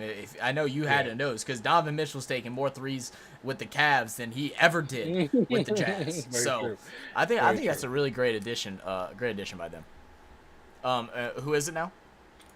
Trey Jones. As free agent, Trey Jones has agreed to a 2-year, $20 million deal with the San Antonio Spurs. Let's see, Trey Jones. Yeah, TRE Jones. Oh, TRE. Did he get traded there, or it was a re-sign? Free agent. Free agent. Yeah, what was the contract? 2 year. 2 years, $20 million. Okay, with Spurs. What's good? King Pookie Nation. He said bang bang 49ers. What's good, sir? What's good? Welcome back to the channel. Man, what you think the 49ers are going to do this year, man? Do you think they can roll off the hype like last year? Because I think they man, if Purdy wouldn't have got hurt, yeah. I think Jalen Hurts and the Eagles deserve to go to the Super Bowl. They were someone I was rooting for most of the season, but man, it would have been a closer battle, much closer battle if he would have been healthy the whole time, even with going down big earlier. I'm happy. Those of y'all that are NFL fans in here, we do have our prediction series coming out. The first video will be at the latest Monday. We're going to try and have it up for tomorrow, but we just got to get thumbnails and all that stuff worked out. But we're going to go team by team, game by game, doing our prediction. Nan is taking half the league. I'm taking the other half. We're taking each other's division. So I don't get to give my predictions for the Saints. He doesn't get to give the predictions for the Raiders. Don't worry. I've mentioned several times how you're not going to like me. I have no expectations, so it won't even matter to you. But we're gonna have that. We're gonna go through, and those videos will, as soon as they get posted, we're gonna post them just about every other day. Sometimes we'll double up. Sometimes it'll be every day. But we'll have those videos up. They'll be about 5 to 7 minutes. Really, really good. Hope y'all check that out. We don't even have a quarterback. Like, I know. So it's like, if you said 5. I have no I can't be mad at you. We have no starting quarterback at all. I'm assuming King Pookie is Ron. All right, what up, Ron? King Pookie. I don't even know who King Pookie is. You're giving us fake names that I don't even know who they are. Who's King Pookie? I'm gonna look it up. I don't know. I don't. That's probably his original profile.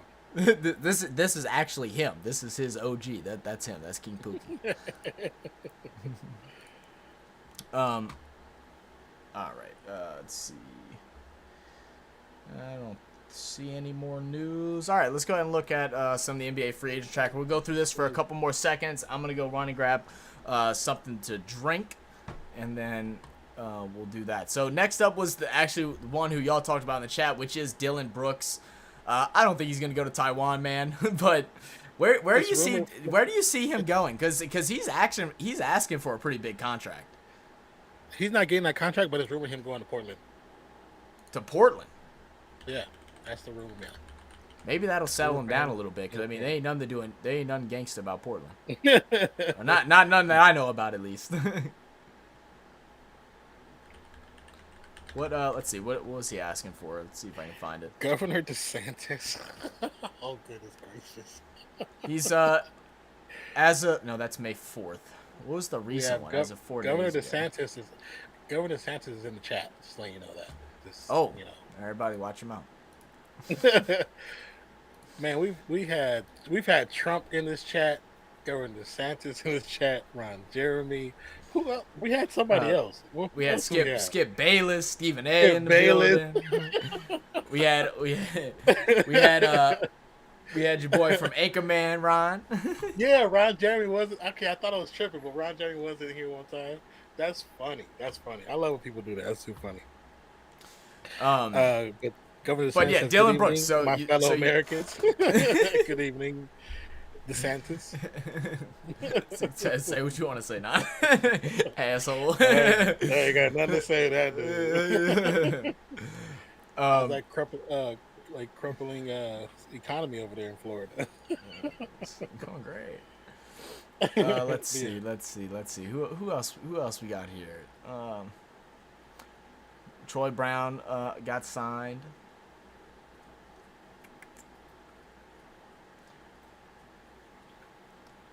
Jordan Clarkson's a free agent. I didn't know that. Oh, is he? It says opts in with Utah on the side. So maybe he's gonna try. Oh, okay, no. So it was already decided that he's signing back with him. All right. So then why are you on here? Why are you on here?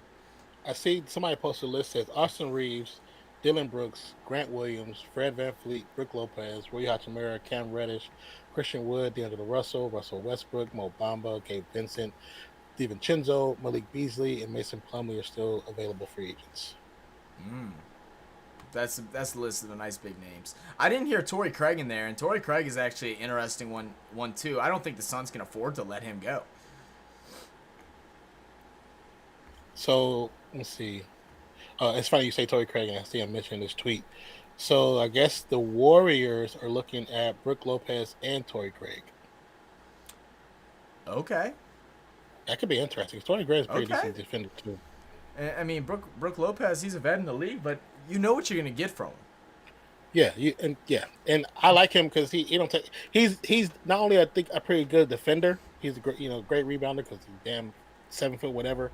But I wouldn't mind it. I think he's steadfast. Wasn't he up for Defensive Player of the Year? Either last year or the year before. If he was, it might have been the year before. I'll say that. I'm not 100% sure on that one. Let me see. I think Mike Latoris, how you doing, Mike? Welcome to the channel. Hope all is well. Is there No, anybody? it was last year. He was second in the last voting. year? He was second in the voting. That would be huge. That would be a huge sign for y'all. You know, because I mean, you bring Looney in. He's a little bit undersized, and then you could either have him as a backup. You could play big if you wanted to with certain teams and put him at the 4 if you really wanted to. Lopez can also shoot, so I mean you could even put him at the 4 at times as well. So Lopez and Torrey Craig, good defender, not a great shooter but good defender. Man, they're going all in about trying to help CP get a ring, huh? So supposedly, it says that he has signed with the Warriors. It says, but I haven't seen anything. That Brook Lopez signed with the Warriors, but I didn't see anything. That could be somebody just being hopeful. Yeah, that's what I'm thinking. Yeah, I'm not saying anything. It's so these people. I love like NBA preseason memes. The memes are killing me. A bunch of people are wanting the Lakers to sign him. Of course, Lakers want everybody. Yeah, Lakers want one. I know the Lakers want that to relief for AD because that allowed them to get rid of those other bums that they don't need. Dude, it's honestly so funny whenever anytime there's a big name out on the market, the first tweet you see is Lakers are interested. Yeah, and so is everybody else in the league. Like doesn't mean since the Lakers want him, they're gonna get him. Like I need y'all to settle it down a little bit. ML, I know what you're trying to do. You ain't gonna catch me. That's too simple of one, Mike. That's too simple of one, Mike. That's why I said Mike Latoris. I know what you're doing. I'm gonna go grab a sip to drink real real quick non. I'll play the No Kids Hungry app, but actually I don't think I have it. Let me check. Oh no, what do you think? It's all good. Yeah, I don't think. All right, Hugh Direction. How you doing, Hugh? Welcome to the channel. That's why most times I save just first names because people try that. Say, hey, lovely people, what's good? Is that Guy Fieri in the picture? Who's that in the picture? But what's good, everybody? Hope everybody's doing well. If you haven't already, hit that like button. If you're new to the channel, Beat Truth channel, that subscribe button, as well as notification bell. My name is Nonpfixion. That's my co-host Zach. We are Real Fan Sports, and today we're just talking about NBA free agency. So if there's any player that you want to go to your team, one, let us know what your team is. Let us know what that player is. If you think you have the option to actually get them, or you just is there any? If you see anything that's any motion on any player, let us know so we can talk about it or look it up and see if it's actually been if it's actually taking place. You know what I'm saying? Nah, I mean. Yeah. Uh-oh. Hick double. 13. Appreciate the Thanks for the subscription. Subscribe. Let's see. I wanted to see. Oh, one question too. With those of y'all that are here, assuming we're gonna do more videos like this, where it's just kind of like as the news comes out, we have stuff to talk about. Me and Non try to plan a couple of topics. We've been keeping the conversation going pretty good right here. But I meant to ask you about it yesterday, and I forgot, and then it was just too late. Mm-hmm. What if we like during these type of things we played like some just BS game, whether it's like the Uno or like that jump game or something, just having it going during conversation, especially during like these down parts, and then you can just quick close it, window out, and then pull this back up and talk about it for a bit. Like there's Windows-based, Google-based games you can throw on just to you ain't got to use too much power on the computer. Oh, that's true too. Man, does Yahoo still have like the Yahoo card games and stuff like that, where you can play dominoes and spades and all that? I don't know. This is the first time I've been on Yahoo in a long time. Let me go back to it. I skipped over to New York Post. That could be something where we could drag in and invite people, viewers first, whoever to get in can come play with us, and while we're talking about this kind of stuff. Let's see. I used to play, bro, the Yahoo pool and all that stuff. I used to do that all the time. My brother did the pool. I used to play the dominoes. I'll be just in the dominoes all day. Really? I was pool and spades. Yeah. Every day, all day. That's how I learned how to play spades. Was from Yahoo. I was dominoes, and then I would do the chess every once in a while. I'll see. I never learned chess. Yeah. A part of me wants to learn it now, but I have to get someone else. I don't want to learn it going against a computer. I'd rather play with someone that either knows that isn't very good, or with someone that's brand new to it, and we just kind of figure it out as we go, type of thing. I mean, I don't know if you're like serious about learning. Not serious. It's more just to know, because I know chess is like a super popular board game that also takes a lot of smarts and stuff like that. It tests your brain a little bit. Yeah, but you can still play it for fun. You know what I'm saying? I don't even see gaming on Yahoo anymore. I'm not the best at it, but I can still play it. Yeah. You say you don't see it no more? Yeah, they don't even have an option for gaming. How upsetting, dude.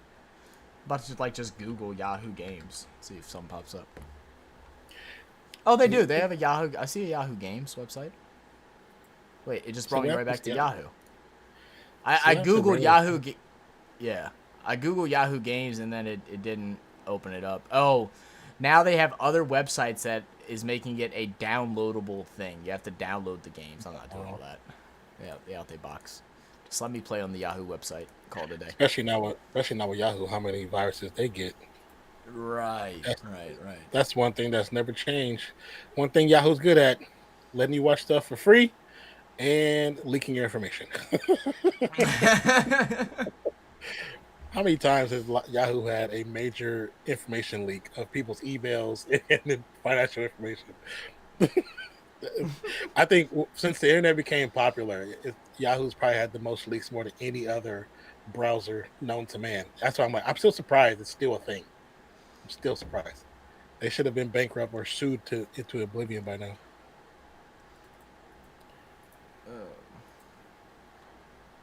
Okay. Just got an update from Hoop Central. Kind of a big one. Okay. Kind of a big one here. I want to go and double check before I put it down, but maybe you can help me look it up. Apparently, Gabe Vincent from the Miami Heat is signing to the Los Angeles Lakers. Really? So let me see if I can get a reputable source. They do need shooting. But why would you go there? That yeah, I don't know.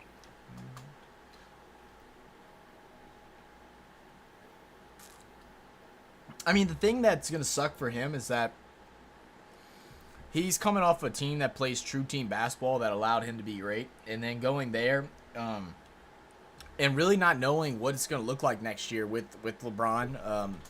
Assuming that he's not retiring, I haven't heard any more, so I'm sure it was just an emotional thing. But they don't play true team basketball like that. So is his game going to suffer a little bit, or can it be beneficial because he just has to pull up in the corner and they'll just find him for spots up shooting every now and then? But he has to hit those shots because when he went to the drought, when he went through the drought during the playoffs, Miami still played him. You know what I'm saying? It wasn't like Yep. Lakers aren't going to do that. They're gonna bench him. Mm-hmm. Miami treated him like the Warriors treat 3-point shooters. Okay, you missed your first 4. Keep shooting. Right. That's not how the Lakers are going to treat him. They're going to be, oh well, we need to bring in Reeves. Reeves is going to hit that 3, so you're going to go back to the bench. All right, so he's signed for a 3-year, $33 million contract with the Lakers, according to Hoop Central, and according to Sham. So that is definitely official. Also, I just saw Hassan Haskins, the running back for the Titans. Him and his girlfriend have been arrested and jailed for a domestic violence exchange. What the hell? Oh, for them fighting each other. Yeah, fighting each other. Haskins reportedly strangled her after she liked another man's Instagram photo.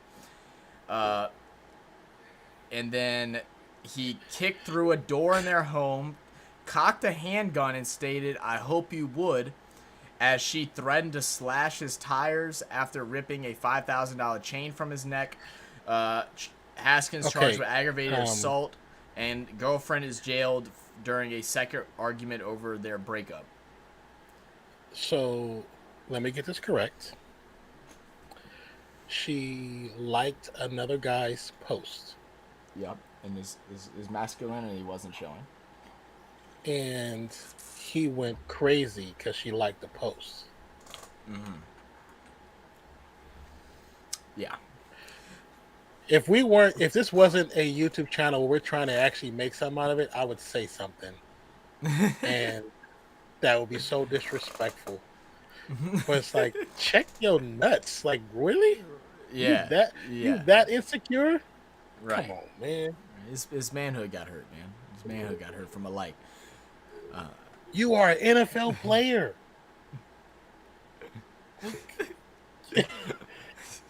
How many thousands upon thousands of young boys to old men look to you and be like, I wish I could have done that. Right. You're the envy of millions of people. Yeah, and the thing is, it's a dual arrest, but it's just because of that's just how they handle it, and I think it happened today, and it's a Friday, so they aren't gonna be able to see the courts, but she'll be released and get no charge. Like she threatened to slice his tire out of fear, so she's gonna be fine. He's gonna be in hell. Skip said Shannon Sharp is the most overrated debate partner ever. But hey, Skip, did you cringe a little bit whenever they were saying their farewells to each other? They were all kind of like teary and cry and stuff like that. Like I thought it was like super cringy. Like mainly because I know they liked each other and they were friends. Skip did give Shannon a voice in this industry to do his own thing and create his own platform and stuff like that. But like y'all knew at the end y'all didn't like each other. Like. Not saying that y'all don't respect each other as men and stuff like that, but y'all are crying like that? Like, I just felt like it was a little weird. I wouldn't even say that they didn't like each other. They knew they were at a point where they could no longer agree to disagree. That's fair. You know what I'm saying?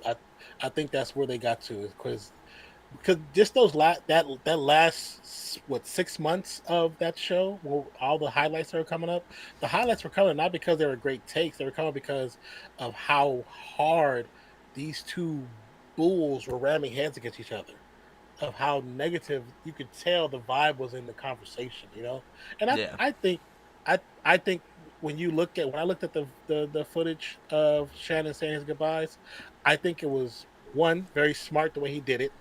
Mm-hmm. Two, I think it was real, because when you watch Shannon, I don't get fake from him. You know what I'm saying? No, no. And Shannon's definitely a sensitive guy. I mean, we've all seen his little puppy he Yes, has. He's yes, definitely a sensitive yeah. guy. He wears his heart on his sleeve for real. You know what I'm saying? That's Yeah, why he for real, acts the yeah. way he acts, because that's who he is. But it was still weird. The one thing I just felt weird about is when the camera would pull out and it wasn't just Shannon, it was Shannon and Skip. It just, the vibe from Skip's side of the room just felt weird. Yeah.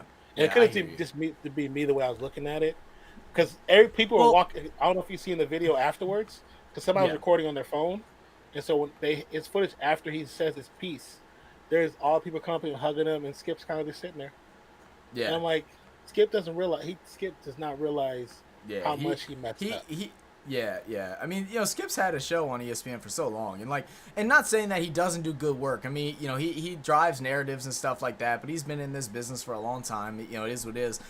I Oh really yeah, think Shannon finally got, dealt with some of like the talking over. Skip always tries to get his opinion over Shannon. Shannon can never get his full statement out. Shannon is a little slow to get his statement out sometimes and can be a little long-winded, but still, as respect, unless you have someone in your ear saying, all right, you need to cut this short or whatever, wrap it up, but at some point you can't get your word out. I'd be pissed off too and feel a little bit, disrespected. Like now Shannon has to feel like, oh, I'm in this business. I'm known for this business. I'm known for my word and what I have to say. And you want to cut me off every time I start.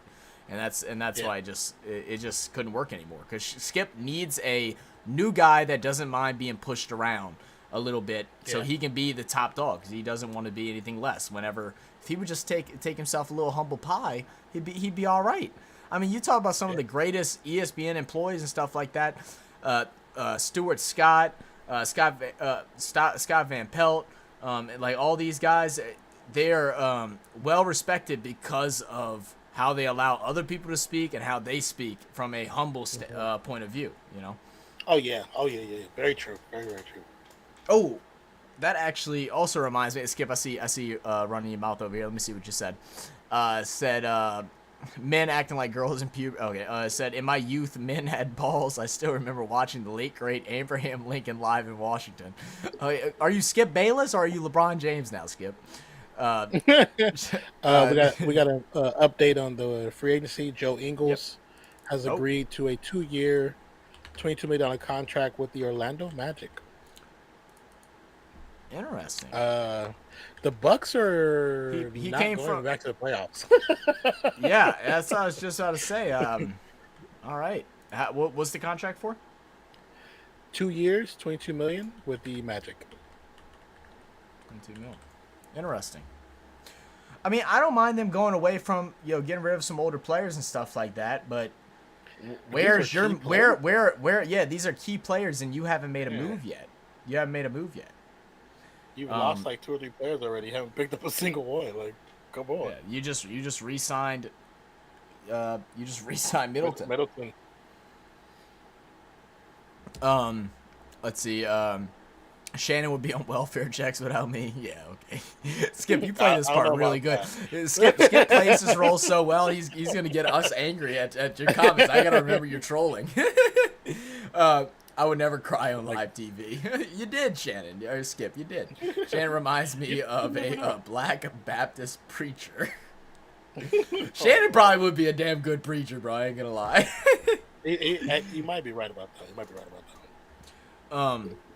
But I wanted to talk about earlier. Let me see if I can find the actual post. I think I liked it on Twitter.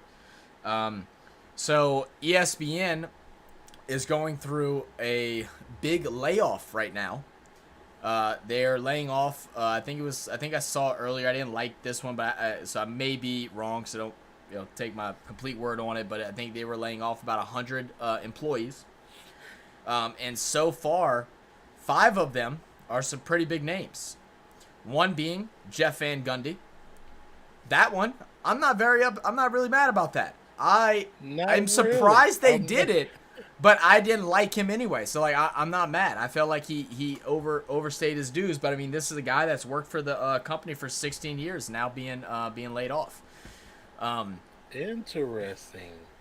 Probably the most surprising one, which I can't believe they did because I love his analytics of the game, is Jalen Rose. He's worked there for 15 years. Wow. Yeah. Did they get rid of his partner too? Who's his partner's name? I don't I think forget so. the white boy's name. I forget his name. What's the show called?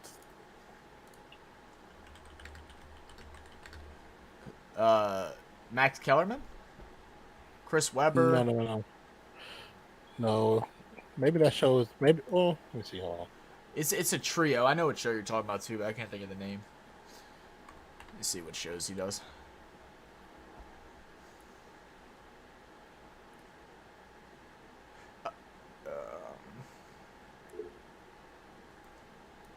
Is it David Jacoby? Is that his name?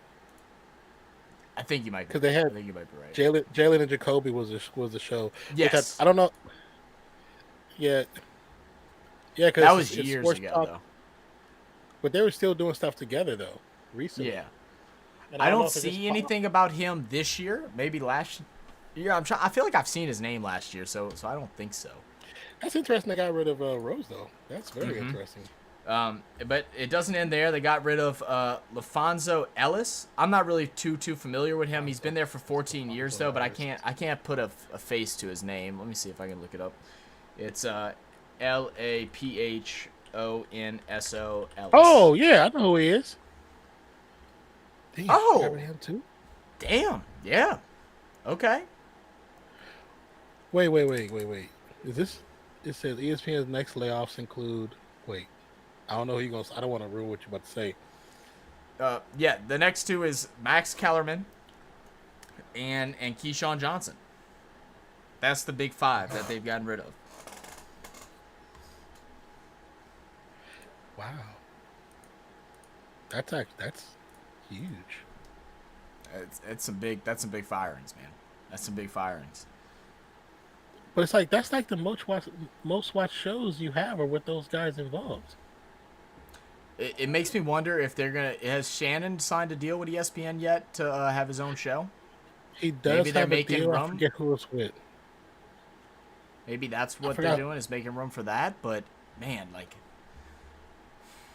it's kind of crazy, man. Ain't nobody safe. Take the ESPN of old. Oh, I just realized I didn't have this all the way down. Let's see.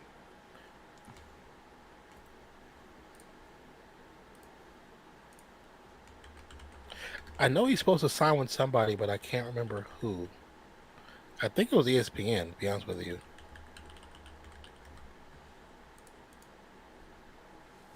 Damn, they got rid of Max? That's crazy.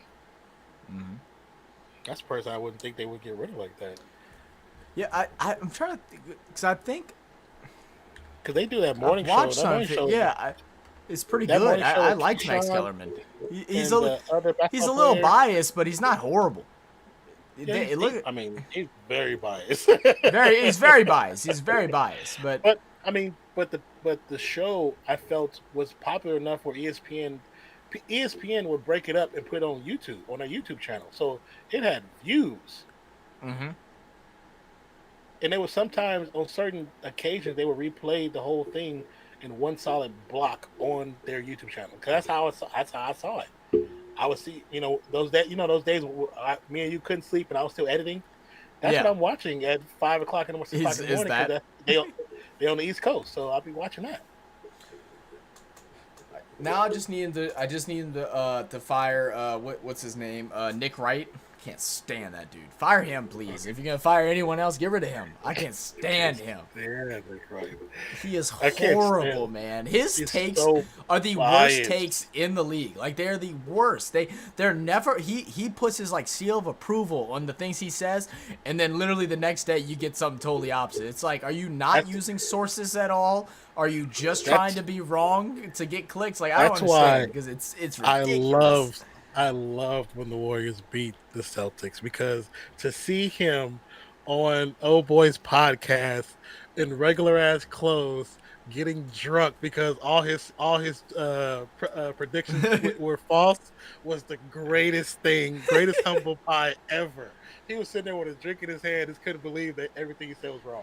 about Steph Curry. Because I remember he had like a little stretch where he was like talking mad crap about the Pelicans, like kind of like how Perkins was last year. He was doing that this year, and Larry Nance like commented on it and goes, "What are you talking about? None of that happened."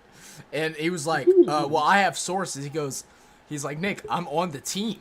He's like, "What are you talking about? I'm on the team, bro." Like. That's funny, bro.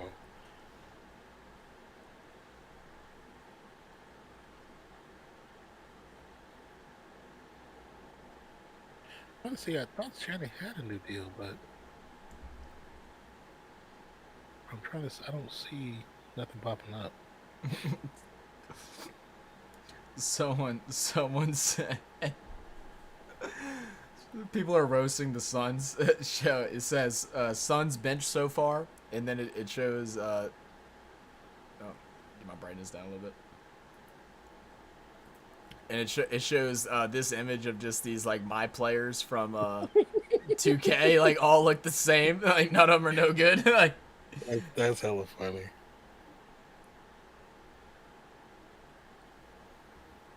Says Shake Milton. Yeah, Shake Milton. Yeah, it's in the Wolves. Yeah. Oh, that name. That's just a hell of a name. I think it's $10 million for his contract. 2 years, 2 years, 2 years, $10 million. Okay, yeah, I didn't see the. Yeah, it just finally refreshed. 2 year, you said 2 mil? 10. 2 years. 10 mil. 2 years. 2 years, $10 million. Yeah. I got you.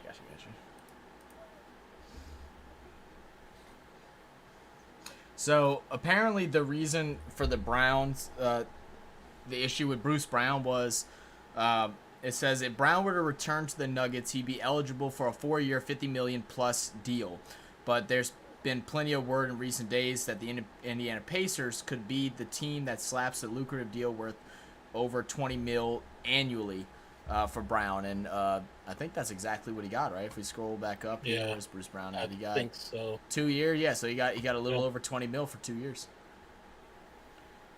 I mean, he's the 4-year, $50 million. I mean, you're talking about he's getting double. He's getting just about double that, and I guess in the year by year basis. But yeah.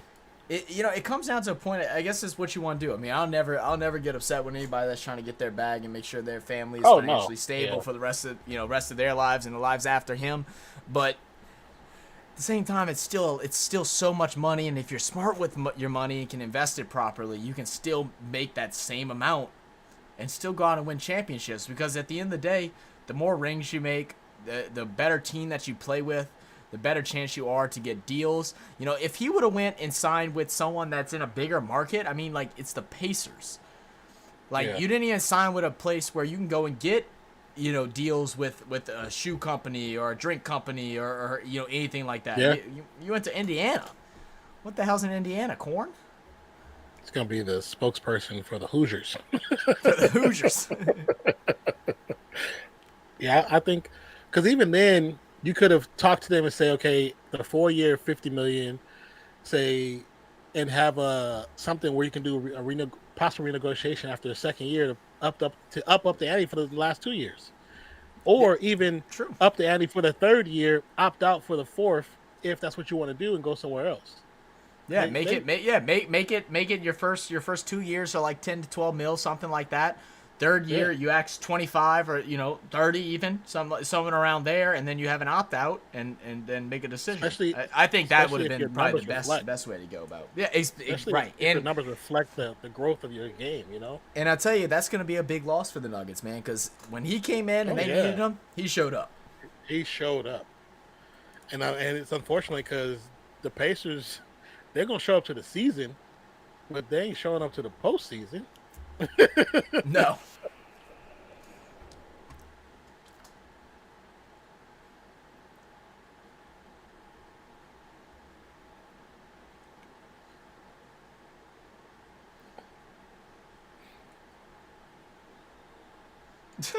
Someone said, Blazers fans, Why won't players sign as free agents to play in Portland? Jeremiah Grant signs a new deal to stay in Portland. Blazers fans, okay, but not him.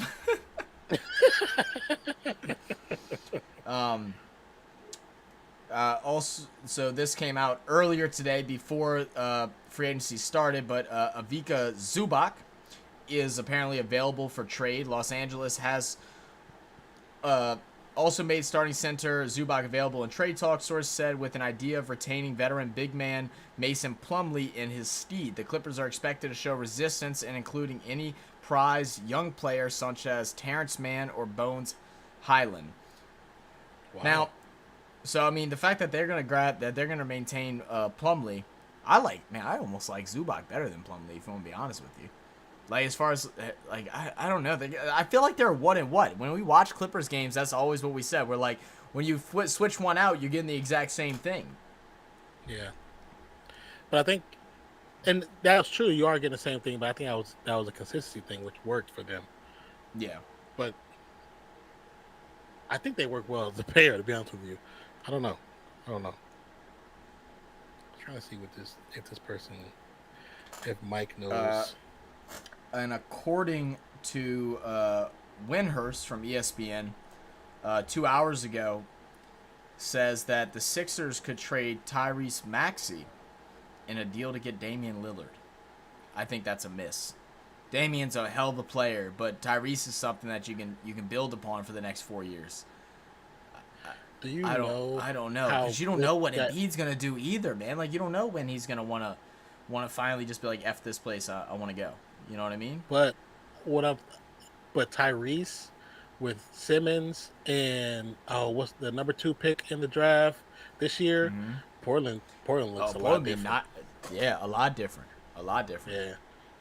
Yeah. That's actually a win for Portland more than Philly. That's what I'm thinking. That's what I'm thinking too. I'm not saying they're gonna be amazing this first year, but 2-3 years down the line, that team can be running the West. Oh, that's horrible. So, in replacement for Jalen Rose, someone that's in the contention to replace him on NBA countdown shows, give a guess who they're thinking of replacing him with in the basketball world. I think the worst possible person you could think of to replace him. He's an ex-player. I don't know. Nobody really comes to mind, to be honest with you. Like, it's just blank. Kendrick Perkins. Oh God. I don't like this guy stinks. You rather Kendrick over Jalen? Jalen's not biased like Kendrick is. It just goes to show that they're just, ESPN wants to sell people that get clicks and get, Kendrick gets bad reps for so many things he says, so people are going to tune in to clown him, and that's what they're trying to do. It's the same thing like they do with all like their social medias with like SportsCenter and ESPN and all this stuff, posting LeBron every single day. You know why they post LeBron every single day? Because they get 50 million comments that say, stop posting LeBron, lay bum, lay this, lay that. Like, we don't want to see this anymore.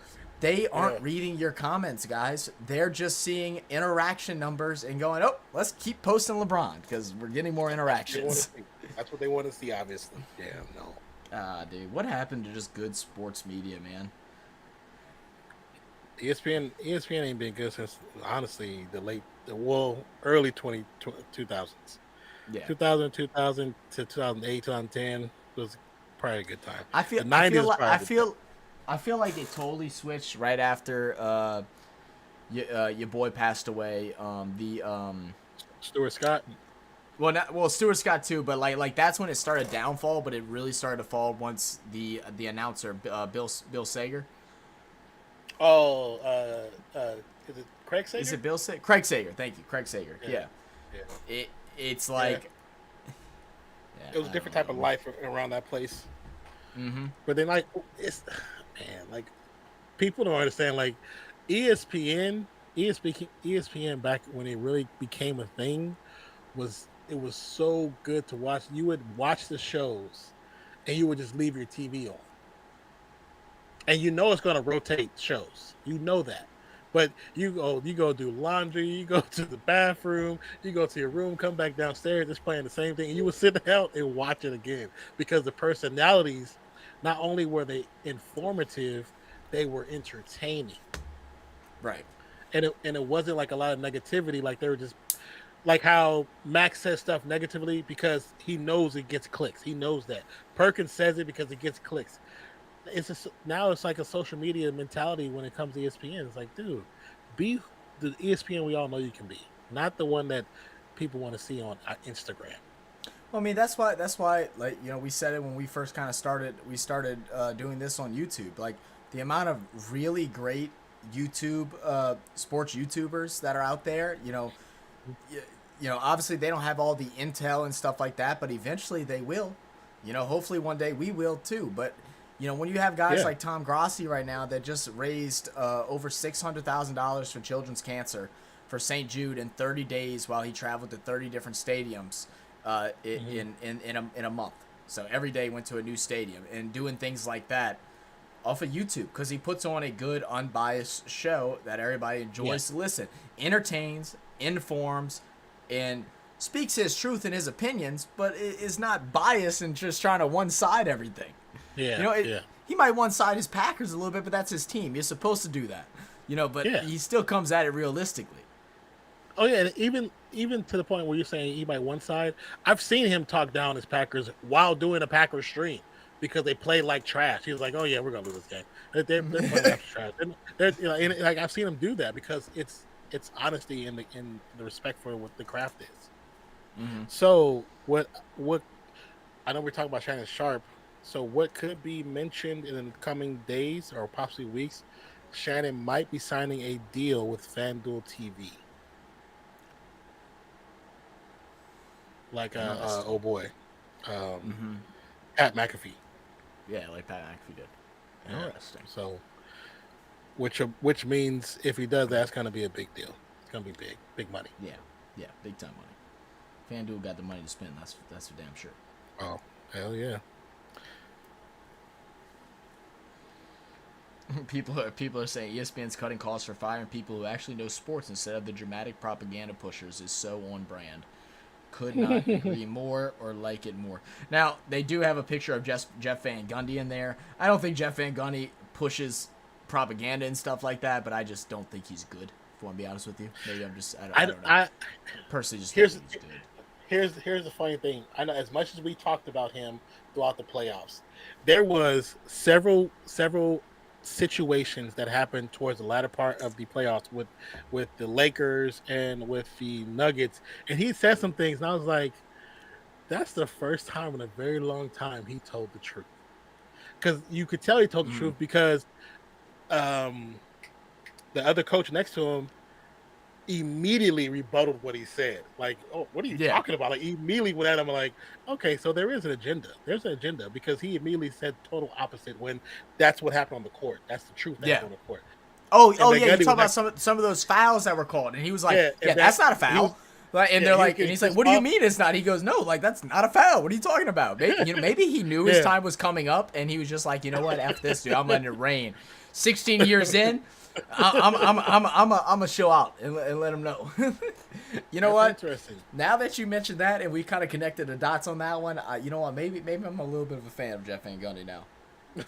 Maybe they didn't like him telling the truth at the end of the playoffs. Let's see.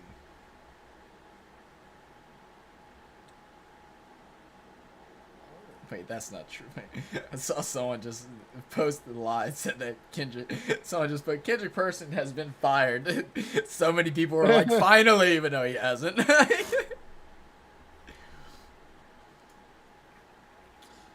Let's see.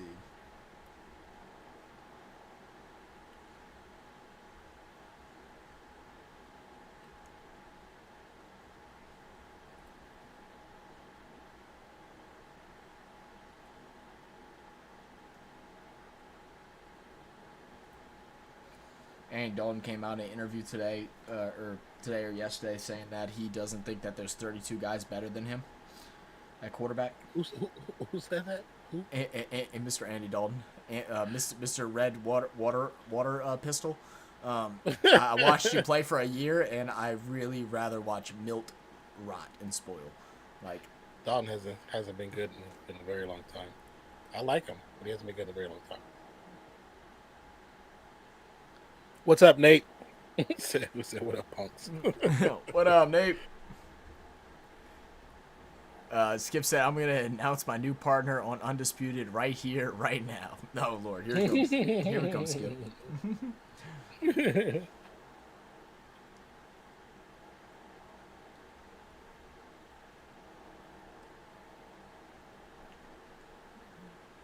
trying to see if I'm... I mean, if I remember correctly, what I read, isn't it going to be LaShawn McCoy? For what? Wait, say it one more time. You might cut out. LaShawn McCoy as Shannon's replacement. Oh. Maybe. That's what I heard. That's what I read. There's a few articles that say that's who Skip is talking to. How you doing, Nate? Though that could be interesting, but I don't see McCoy dealing with the bullshit as long as what Shannon did. He might deal with it for the first couple months, but LaShawn ain't don't wear his heart on his sleeves like Shannon does. He'll call you out and get nasty with you. Did you watch him play football? Like, yes. Said we need Jeopardy music. If it was copyright free, we could. You find us a copyright free version, we might be able to incorporate it. I mean, I can throw some music in the background. I forgot what I have it set as. Media source? Which one you want? Oh, I don't even know what they all are. I just put them sound 1, 2, 3, and 4. We'll go with sound 3. Put that thing up in there. Dylan Mulvaney. So stupid. Hysterical. I had him all over my dang Twitter today because he finally talked out about being. They got rid of him as the spokesperson for Bud Light, and then I think Bud Light fired 2 of the promoters or whatever, 2 of the employees that idea was to hire him. Oh, so they're trying to appease the masses by firing people. So they try to appease the masses by firing the person that hired her. Well, you know the thing with that, it was obviously well overdrawn and didn't need to be as serious as what it was. The weird thing with her is that I did without trying to be politically correct with how this stuff works. She identifies as like a 14-year-old girl, and it's like that's just like kind of like the worst thing that she could have done. It's like because not only the trans thing, that's one thing, that's fine, but it's like he identifies as a young girl, like a little girl that plays dolls and makeup and dress up and stuff like that is kind of weird. I think that was a lot of people's big issue, or reasonable people's issue with it. Yeah, I only know that it's the main situation. I have no idea about anything else. When I seen it, I was like, okay, just more people mad because somebody else got a job. Okay, cool.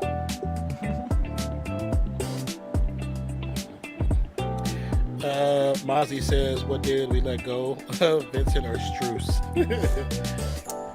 Wait, did we let go of Vincent and Strus? I don't think and Strus, unless this came up. Y'all did lose Vincent to the Lakers for a 3-year, $33 million. I'm scrolling through right now. I'm trying to continuously update. And actually, so Max Strus's camp has been signaling to teams that he's seeking up to $16 million per year. Heat shooter Max Strus appears to be next in line after Brown in terms of widespread interest that includes Cleveland and Portland. Sources said Strus' representation has told inquiring teams he will command upward of $16 million in average value. So he's looking for that 2-year $30 million is kind of what he's looking at. I think that's a high ask for him. Not saying that he didn't have flashes, but he also had some moments like, didn't he have one game he went like 0 for 9? You can't come into the biggest game out of the biggest game in the NBA or biggest series in the NBA and have, I think he shot like what, 20% from 3, if that, in the finals. He definitely had some struggles. He was on a struggle bus for a little bit. But that 16 million. 16 million a year. I mean, when we look at the rest of the people, right? Like when we take a look at the rest, so they're comparing him to like Bruce Brown. So Bruce Brown signed 2-year, 45 mil. So that's about 10 mil less than that, 8 mil less than that a year. Mm-hmm. I mean, I guess that's not wrong. I mean, he was a starter for quite some time near the end there, especially. When you look at Niang's contract, he's signing for a lot lower, just 3-year, 26 mil. Vincent signed for less than that, 3-year, 33 mil. That's only what, a 11 mil contract. I don't see him getting paid more than what Vincent gets paid. I mean, I agree with you. I don't see them. I mean, if anything, maybe like 2 or 3 million more, but 16. Yeah, so you're talking 5 million. He's asking upward to 5 million more than what Vincent signed for. Maybe a 1-year 15 mil, maybe he could get something way like that. But I don't think anyone's gonna sign him for 3 years, 45 million. Yeah, I don't. Yeah, I definitely don't think that 3 years, 45 now. Karis LeVert, 2 for 32. Yeah, that would be the exact same as LeVert. Bro, if LeVert could just put on some dang weight, bro, he'd be so good. I loved watching LeVert play in that series. I wish he'd try and be a little more dominant than what he was at times.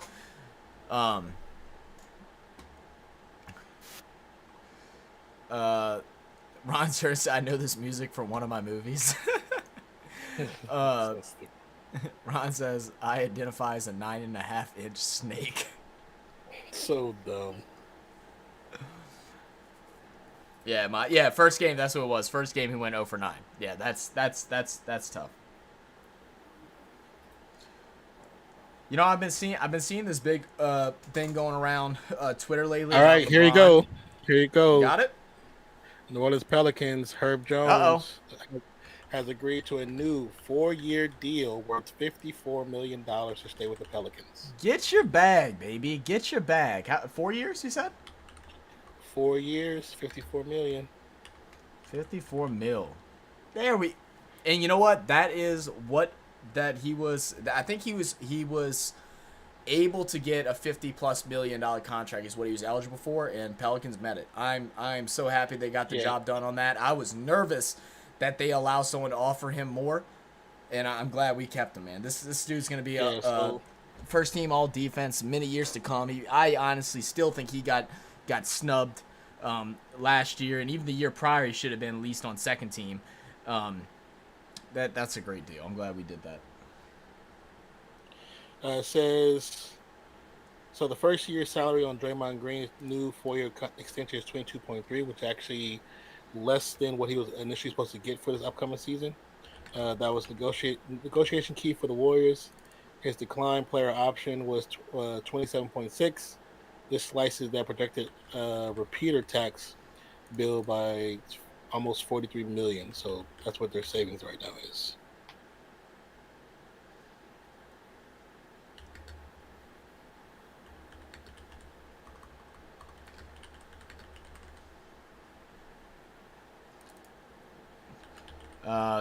We have our at least first trade that I've seen so far, which is the Nets are trading. I think this happened earlier today. Apparently, I just didn't catch it. But the Nets are trading Joe Harris to the Pistons for 2 future second-round picks. This came about 5 hours earlier, but I'm just now seeing it for the first time, so I went ahead and threw it up there.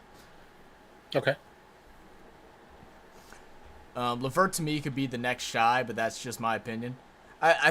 Mazia, I mean, I don't know about the next Shy, but like he's definitely a talented player. That they just gotta he needs to put a little weight on and just give him the ball more.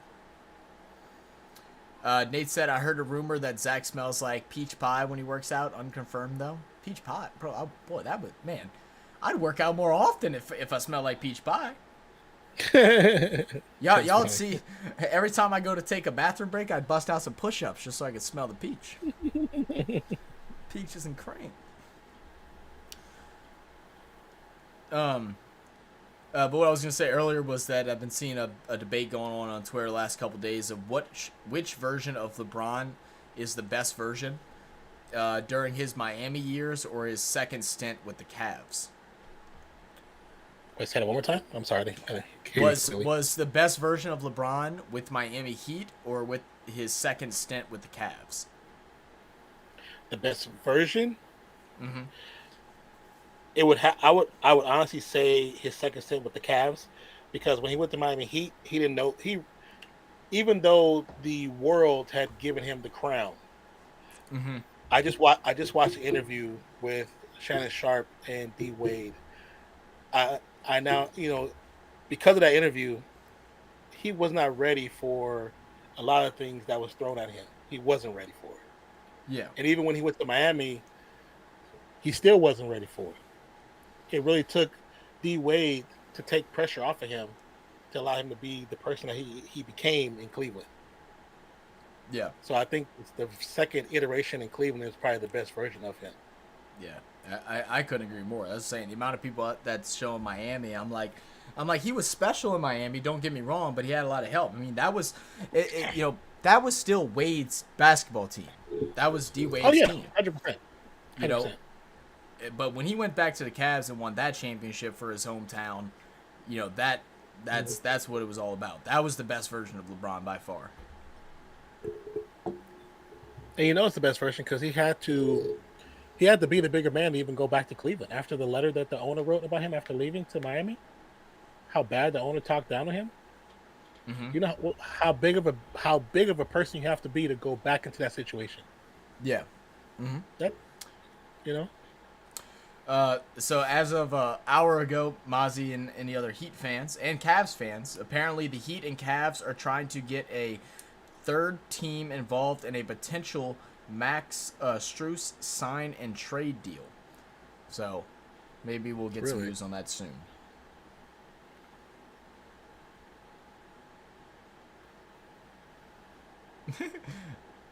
Some LeBron fan goes, whenever they got Gabe Vincent, goes, guys, I'm about to faint. How the F did we do this?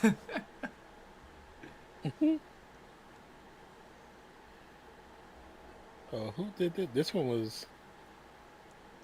Okay, so that what you just talked about might be because the Cavs are actually going after Max Strus.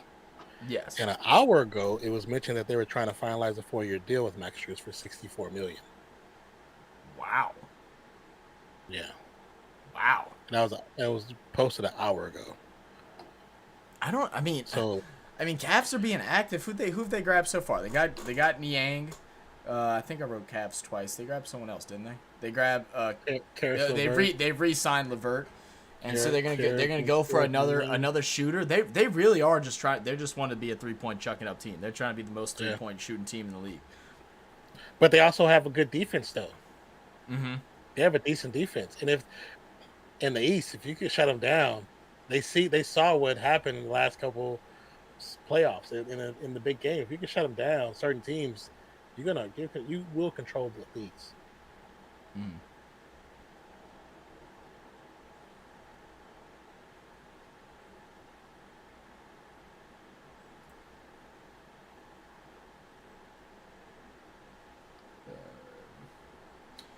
I also saw something earlier that Joel Embiid, there was people are trying to acquire a trade for him right now as well. Really? Yeah. I don't see that happening, but I mean, who knows? I don't see that happening this year, at least. I don't see it happening this year. Like, where would he go? That's the question. I read it and then I scrolled past it. I think it said I want to say it said Skip Bayless. Still in character, Skip. I see it. Yeah, go ahead. Hey, Skip Bayless says phony goat wasn't ready for anything but losing to the 2011 Dallas Mavericks. Mozzie says second stint with the Cavs most dominant was with the Heat though. Could be true. Could be true. Nate says any team that stood toe to toe with that Golden State team needs maximum respect, and he was a leader. True. I agree with that. I agree with that. Where did I see this post about Joel Embiid? I know I read it. I think the reason, and I think part of the reason too why I say the second stint with the Cavs, because if you think about when LeBron came into the league, he should have been in college. So he should have been in college. He should have had like maybe 2 seasons under his belt, possibly a third college season if it was the old school season before they redid the going coming in at 18 when Garnett and Kobe did it. But he would have had 2 years in college, came into the league. His first years in Cleveland would have been different, and they probably wouldn't have been in Cleveland in the first place during that 2 seasons later. They would have been somewhere else. So the person that we got in the second iteration with Cleveland was the one who finally learned who he was. Everybody kept telling him who he was. He finally learned who he was and understood who he was and how good he can be. Mm-hmm.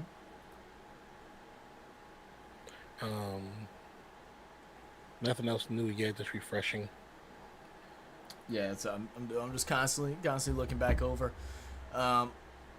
I say yeah, Cavs almost confirmed Strus for. Oh, okay, yeah, you're the one. Okay, man, that's crazy, man. I ain't gonna lie, I'd be highly upset if my team signed Strus for that much. I'm not gonna lie, I'd be highly upset. I said maybe 4 years, 50 mil, something like that, but like 64, that's a lot. I don't know if I don't even know if I say 50 for Strus. I don't know if he's worth that. Because that'd be what? That'd be 12 and a half mil per season? Is what that would be? I mean, what did Gabe get? Gabe got 3 for 33. And he's going for 4 for 6. They said it was saying 4 for 64. I don't know, man. I don't know, man. Charles said, "We gonna make any moves today?" Charles, the only moves y'all making is getting rid of y'all roster at this point, man. Only one so far. Only one so far. But what's good with you, Charles? Welcome back, baby. Yes, sir. Yes, sir.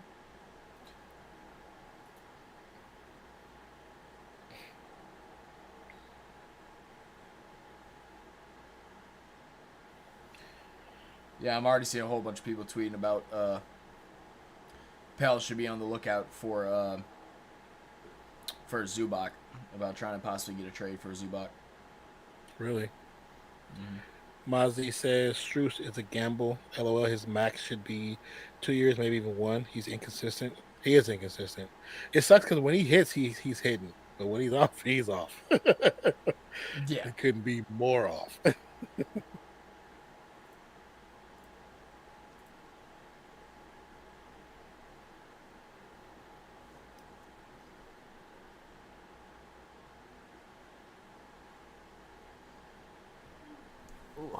Said Dame.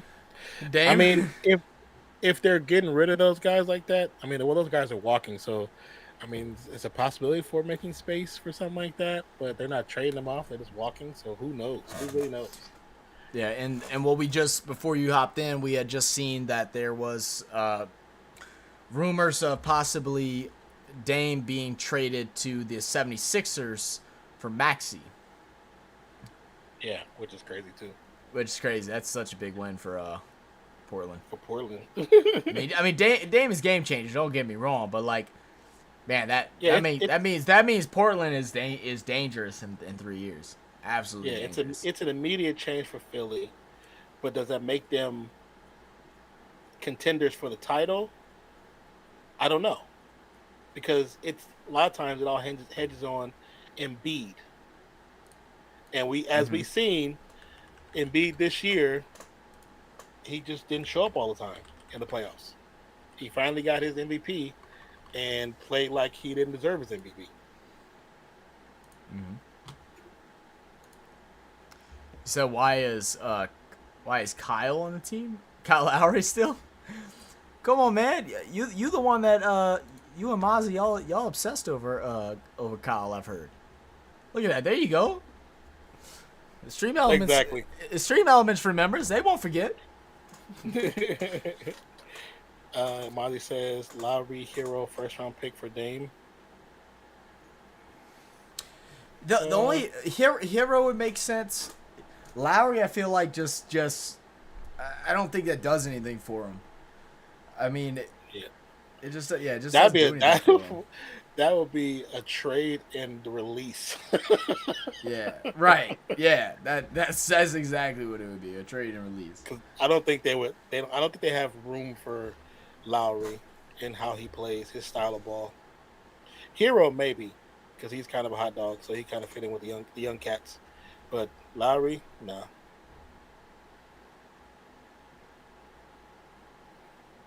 Apparently, Dennis Schroeder will likely leave the Lakers. What? He don't like acting as much no more? He's so good at acting like he got fouled. Thought he liked LA. He fit right in. Yeah.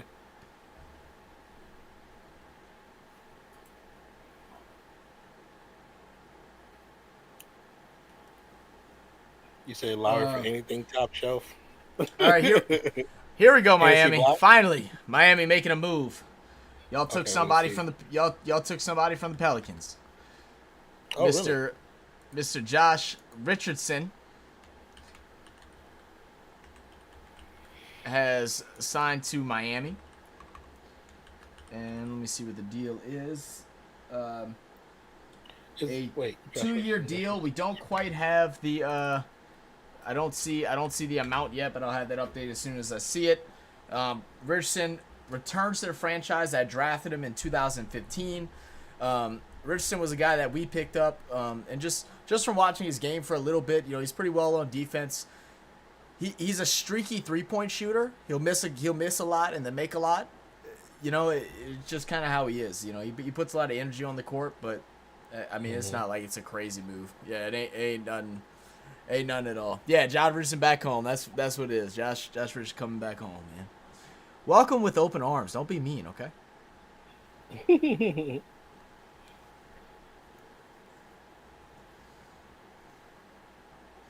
Oh wait, this might be it. Wait, no, this got to be old. Yes, got to be old. Bro got traded for Jimmy, and now he's back. Was he part of the Jimmy trade? That's actually funny. That is funny, actually.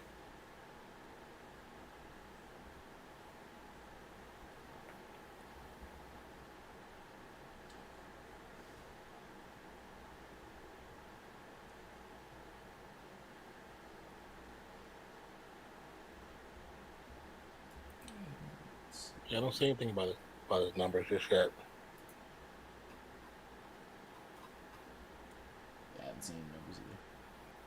Apparently, Dario Saric is likely to sign with the Warriors. Yeah, I see that they were looking at Saric as well. I just read on that. That's on Twitter.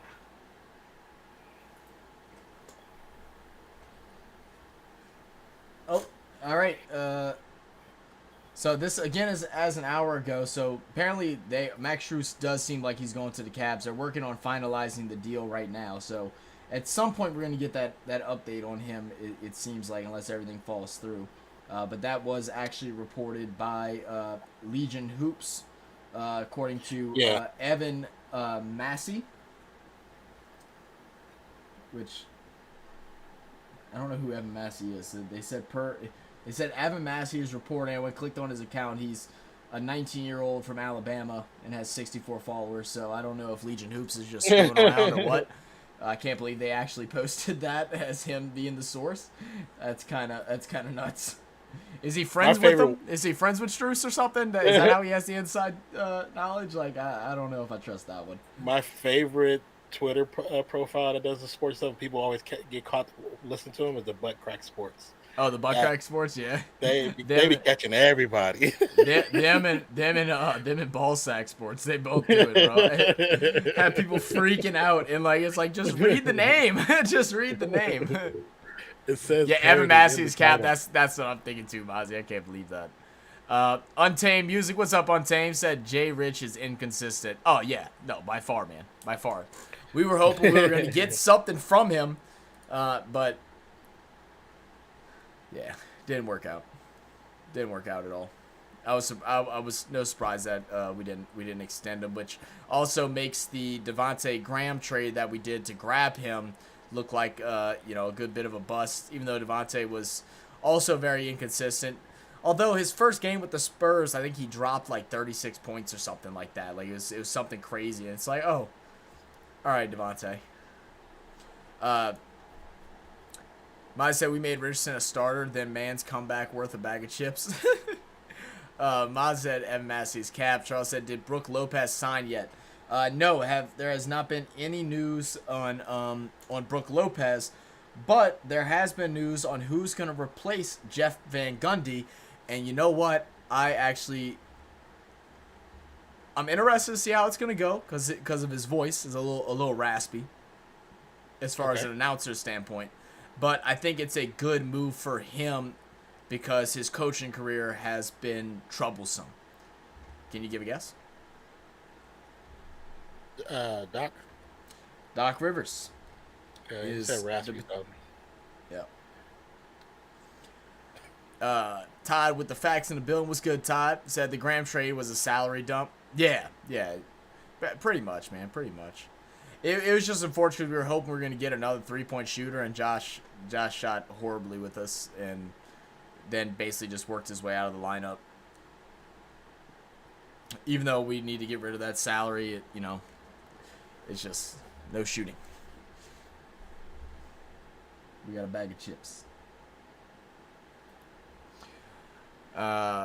Charles says, we need to get him. Y'all want Brook Lopez? So we saw, who was it that we said was possibly going to get Brook Lopez? It was, the Warriors are interested. Yeah, the Warriors were interested.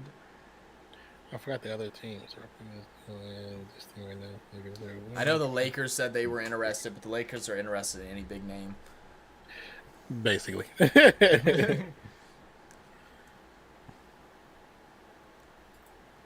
I just said, Mozzie said Lowry for anything top shelf. I said, just get us a couple bottles of liquor in the building. We'll be all right. A good old Hennessy Black. Be straight. Oh, all right. Charles said, need to play Bam at 4. If y'all can get a big center to play Bam at 4, I think that'd be the best move for y'all. He has no post moves, man. He just has no post moves at all.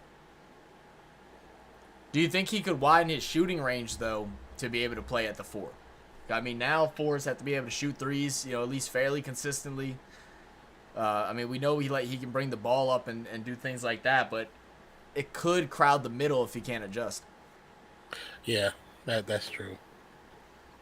I'm getting a phone call real quick, so I'll be right back now. Okay. How's everybody doing today? What's new with everybody on this lovely Friday afternoon? Or actually, for some of you guys, it's Saturday. Thank you for the subscription. Appreciate you. Let me see. Ramiro May says Todd with the facts. I like that name. Big facts, Todd. So he does have mid range, but he's definitely got to be able to spread the court out. Because if it's too much clog in the middle, especially when they're on offense, it's going to be ugly. Is there anybody that's been either picked up or traded or hasn't been traded yet that you guys want for your team, or just interested to see where they're going to go? That's really the question. Shout out Romero. Yeah, shout out. I wish that they had a proper shout out thing over here on YouTube, like doing Twitch, because Twitch you can actually do a command and it gives that person a shout out. That'll be cool. And it says like their page or channel. That's actually pretty dope.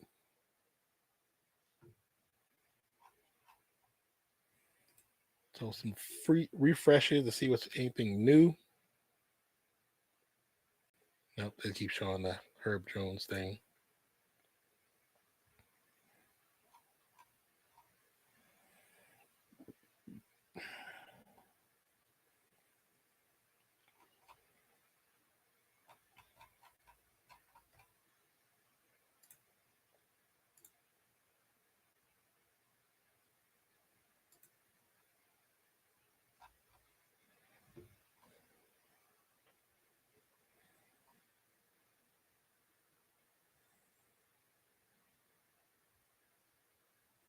Oh, that's just saying the player that could go. Let's see actual.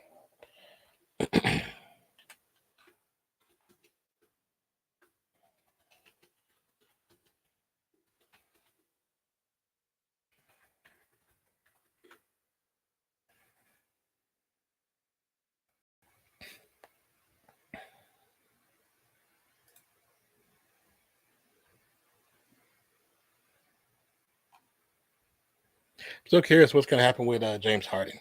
That's one I'm actually in. And then, Love did resign with you guys? Let me see, how old is this? It says Kevin Love resigns with the Heat. Wondering when Josh next. He's going. He's so stupid. I hope for his sake, never, to be honest with you.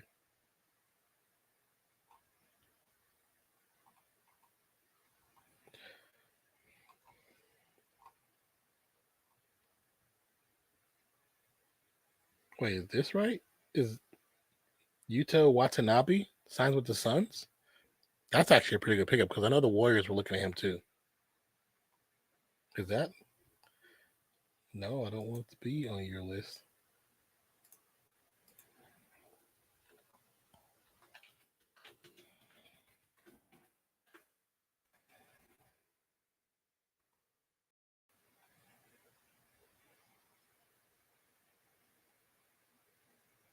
So right now, it's rumored that he's going to sign with the Suns.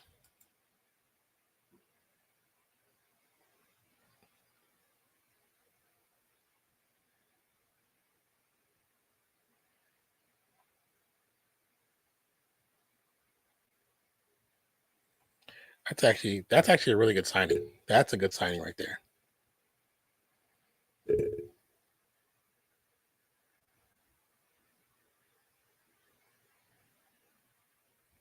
I'll wait till it gets confirmed, but that's a rumor right now. But I'll wait till it truly gets confirmed.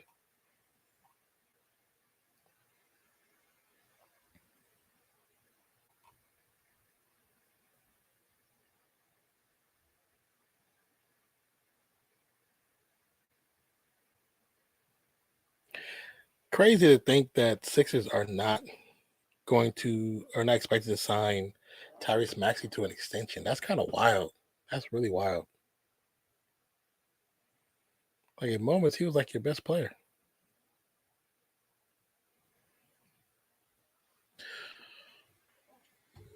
You said rugby league just got a mention on WWE SmackDown. Guessing they are prepping fans for the former Broncos player coming up in WWE. Probably, yeah. They're getting them ready. Have people start looking into the information, finding more information about the athlete.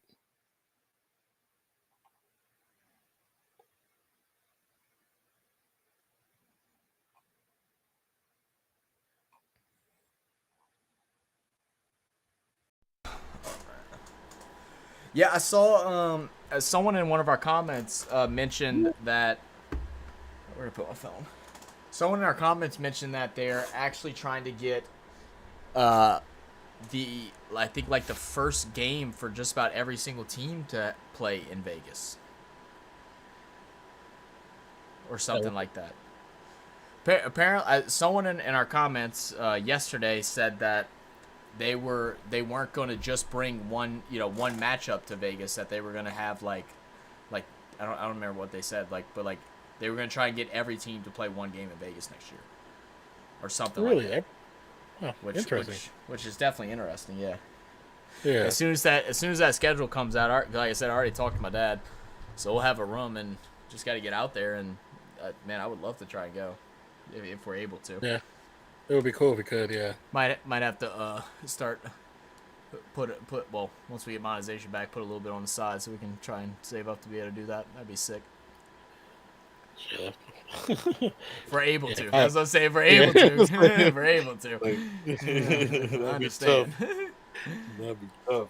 I actually just got, just in the last week and a half, I've gotten 4 new clients, out of nowhere. So I'm, That's finally good. That's making really good. decent money. I'm like, but like the thing with it is like I need all of their payments to like get all synced up right now because it's I'm getting paid for one and then like 2 weeks later I get paid for another and then like a week later we'll get paid for Yeah. another and it's like I'm just putting the money into bills and then I'm like shit, I'm like, come on, just I'm like get to where I can save something. I was like I haven't been able to save money in so long. I was like I just want to put something in my savings for once. Um.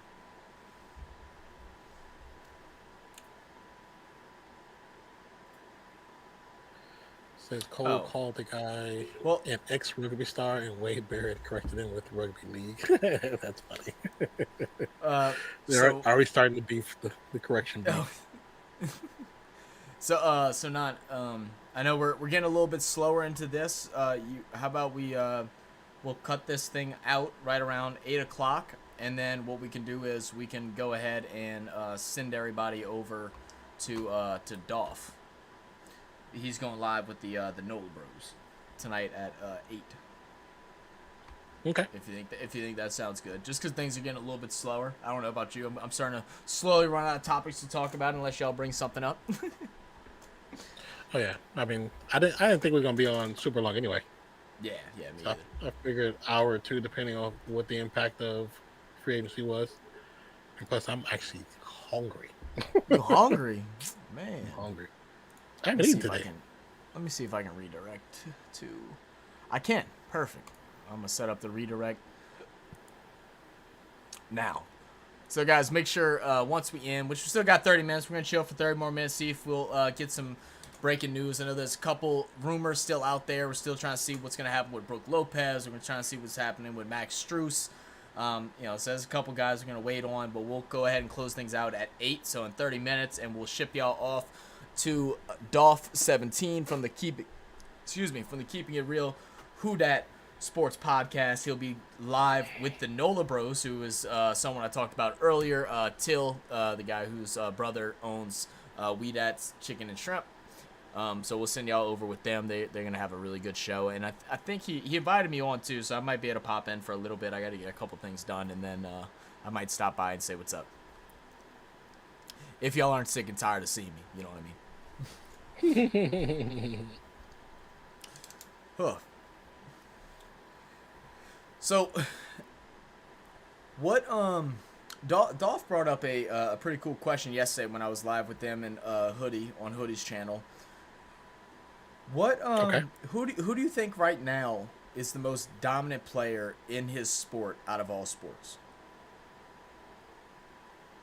Who is the most dominant player in his sport of all sports? Yeah, like just do like a crazy thing that like Michael Jordan was in 1996 was the most dominant basketball player, and there's nobody else that was better in baseball at their sport than what Michael Jordan was better, at basketball. Like, who do you think is like the top dog right now? The best sportsman throughout all sports.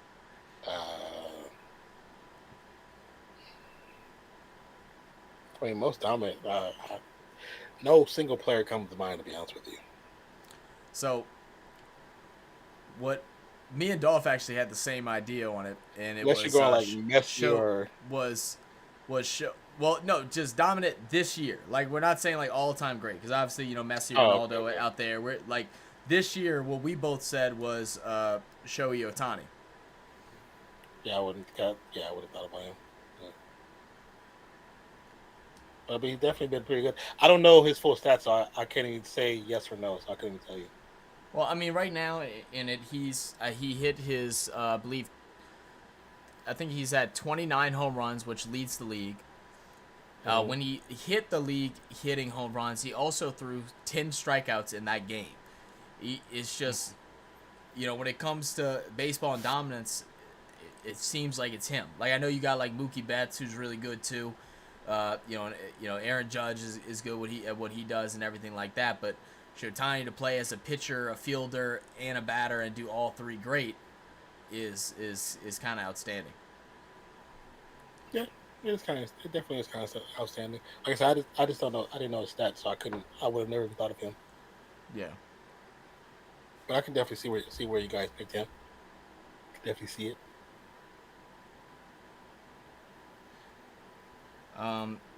So right now, the Pelicans, according to Pelicans report, per Michael Grange of Sportsnet, the Pelicans placed a call with the Raptors to inquire about a potential availability of Pascal Siakam. According to Michael Scotto of Hoops Hype, teams who attempted to trade for Siakam were deterred from giving up a treasure chest of assets for him in the final year of his deal, since he was unwilling to discuss an extension elsewhere. Interesting. I'm surprised nobody's went after Fred VanVleet. I kind of agree, Because he actually wants to leave. man. Well, Toronto's in shambles, man. They need to get them boys out of there. Like, they won the one championship with Kawhi. They left, and they just really haven't been the same since. Who's their new coach coming in now that they fired old boy? I'm forgetting his name.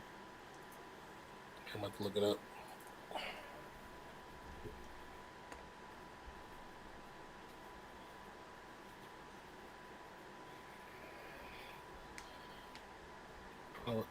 New head coach Darko Rajakovic.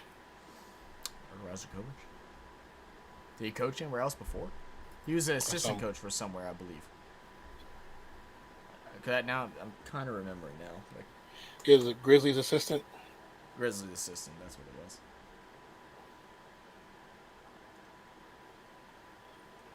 He's going to become NBA's second Euro head coach. Oh man, this is kind of rough. ESPN posted this 2 years ago during the Nuggets championship parade. Someone asked, "Is Bruce Brown, leaving next year?" Oh yeah, and he said, "Is Brucey B going anywhere? Hell no." Well, yeah. Welcome to Indiana, Bruce.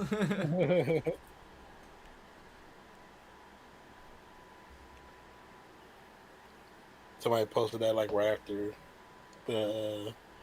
you saw the trade thing pop up and you typed it up. I saw that. I was like, that sucks. It's almost like the Kyrie Irving thing after LeBron left Cleveland. After LeBron left, and then Kyrie was there, and it was like, "Are you going to leave?" Too. He was like, "No." He was going right afterwards. The Lakers have came to terms with Hachimura.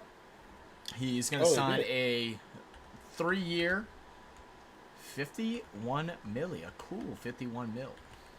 Wow, that's a good contract for him, man. The way he performed in the playoffs, he was the most consistent player throughout the whole entire playoffs. I'd have to say, at least offensively. He play pretty well. He played pretty well. Yes, I do agree with that. I was saying also, I know it's like Bleacher Report doesn't have any numbers or anything, but it says that Yuta Watanabe agreed on a deal with the Suns. Who did? Yuta Watanabe. Watanabe? Yeah. Or you see it on Twitter? On Bleacher Report. On their website? Yeah. Want to send me the link so I can type that in?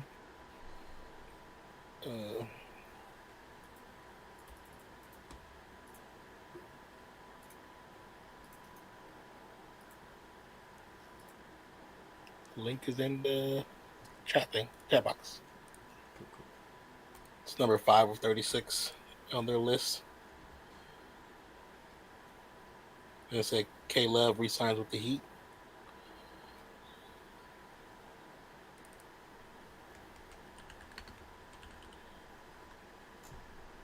He's a shooter. That's a good pickup for them.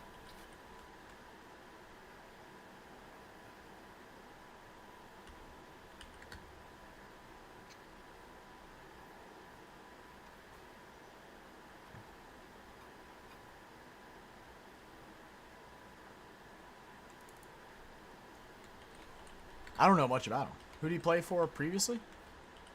I think he was with the Nets. If I remember correctly, I think it was the Nets.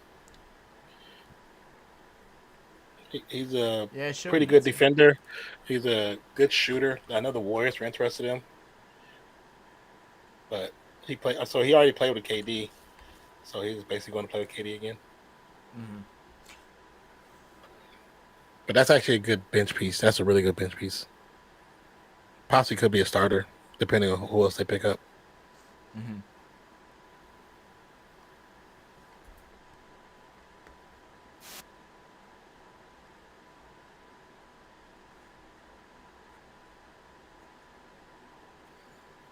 Oh, okay. We didn't even get this earlier, but NAW re-signed with the Wolves.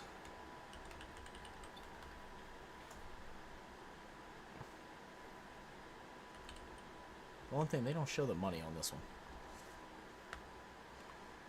Reggie Jackson re-signed with the Nuggets. Yeah, I was just looking at that one too.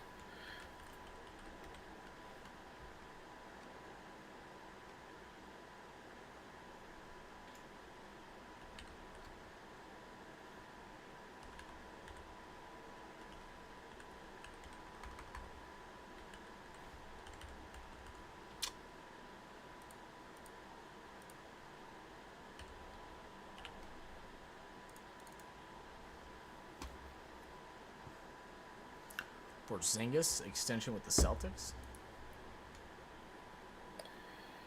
You say what? I'm sorry. I didn't even know he was on the Celtics. Kristaps Porzingis. Was he hurt again last Yeah, year? that happened not too long ago. Like before everything really took all this other drama took place.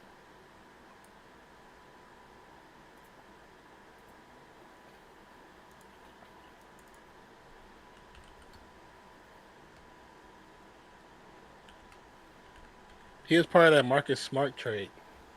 Oh, he was part of the. Oh, okay, okay. So he Yeah, basically he came. Oh, that's right, that's right. He came over and then they just signed an extension with him. I got it. yeah. All right, that makes sense. I was about to say, I was like, am I tripping? I was like, he definitely wasn't with the Celtics. like, Yeah, he definitely wasn't. But look, I know I had brain surgery, I had memory loss and stuff like that, but I ain't that bad off now. I ain't that bad off. Oh, there we go. Fred VanVleet, just talking about him. where'd he go to? Let's see. Fred VanVleet has signed a 3-year deal with the Houston Rockets. Interesting. I know So he they got want he them wanted. I know another he wanted vet to get out guard. of. I know he wanted to get out of there. So I think he was just desperate to go anywhere. Well, he got him some money, and I mean, if you know, even though the rumors kind of like got diluted about Harden going there, I can't imagine that they signed Harden now with Van Vliet signing 3 years for 130 mil. Um, see, let's see the let's see Houston's current roster.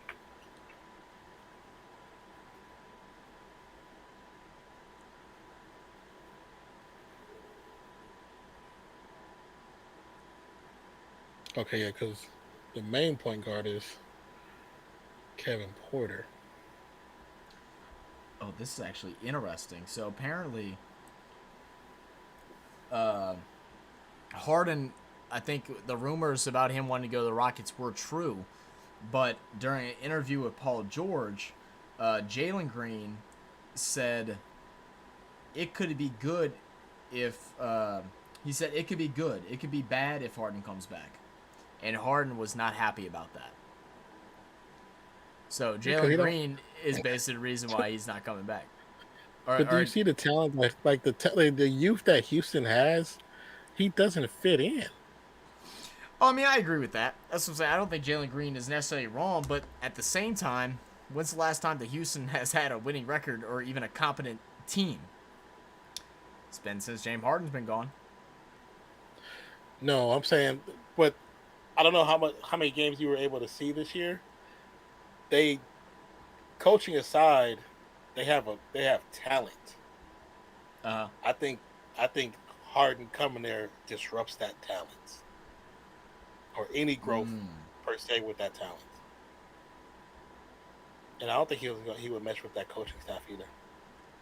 He only messes with the owner and the GM. That's why Yeah. people keep putting him there because they all like to go to strip clubs together. I mean, it is Houston, bro. It is Houston, you know. Yeah, but just go. Just you got money. Just go. You got a house there. Just go on vacation, do your thing, and go back to work That's what he like does. He normal goes people. there. He goes to the strip club buffet, puts on about 40 pounds, cuts it off in a month, and then he's ready to play ball again. Oh wow. Okay, this is actually huge. What, dude, man? I'll tell you what. Lakers. Is this back to back? We had trade deadline and now free agency of the Lakers actually doing some good work. Yeah, I don't know what changed with them all of Look, a sudden. look. I know it changed. What? They finally allowed the head coach to be involved in who he wanted. Are they getting Cam Reddish? That's a big.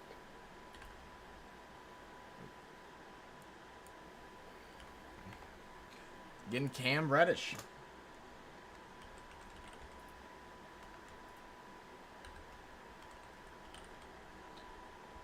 See, Oh, what? I'm curious as to what that little room is going to be like today. I'm sorry. Wait, he was with the Knicks next last year, not the Blazers, right? Oh yeah. Yeah. Does that mean what's the actual position? Say your mic's cutting out. Say it one more time. What's Cam Reddish's true position? I think he plays more of like I would say he plays more of a shooting guard. Okay. So I'm like, if that's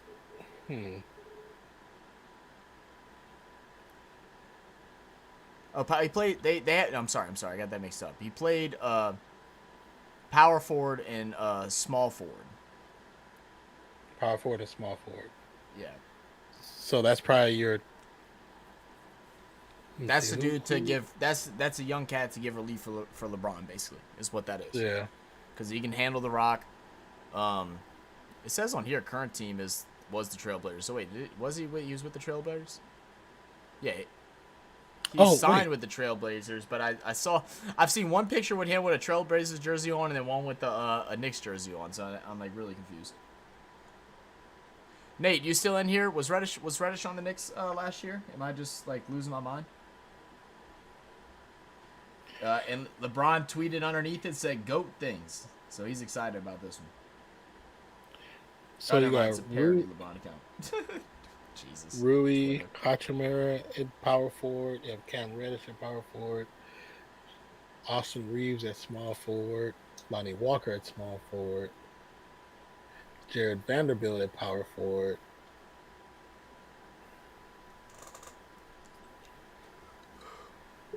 Does that mean no more? Does that mean no more experimenting with Gabriel? Because that dude is trash.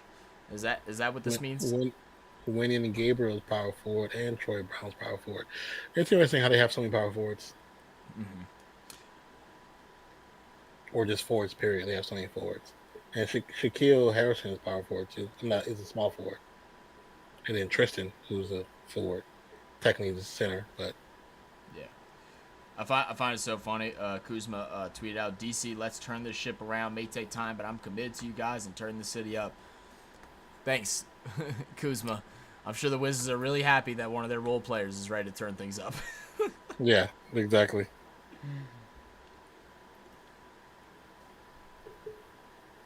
Says free agent forward Julian Champagny is finalizing a deal with the San Antonio Spurs.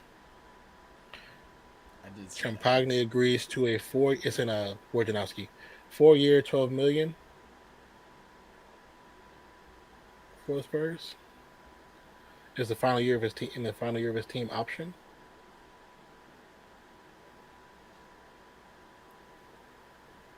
Let me see. I'm trying to figure out how to spell his dang name. You said it was by Julian Julin Julian, and it's like champagne, but it's a CHAMPAG. Agnie. NIE NIE. Yeah. and is Spurs. Yes. 4 years, 12 billion.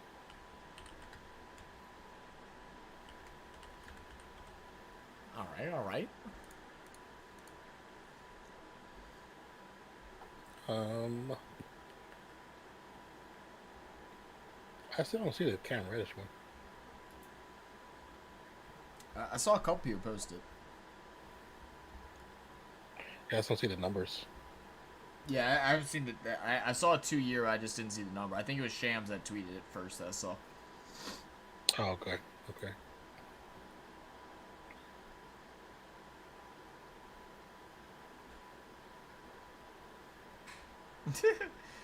Somebody tweeted the NBA just called me a broke bum. Look at all this money flying around.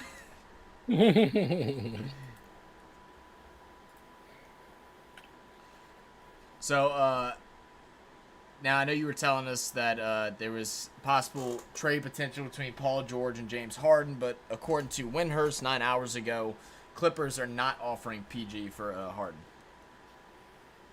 Okay. Good for PG. Even though he might be better off out of there, but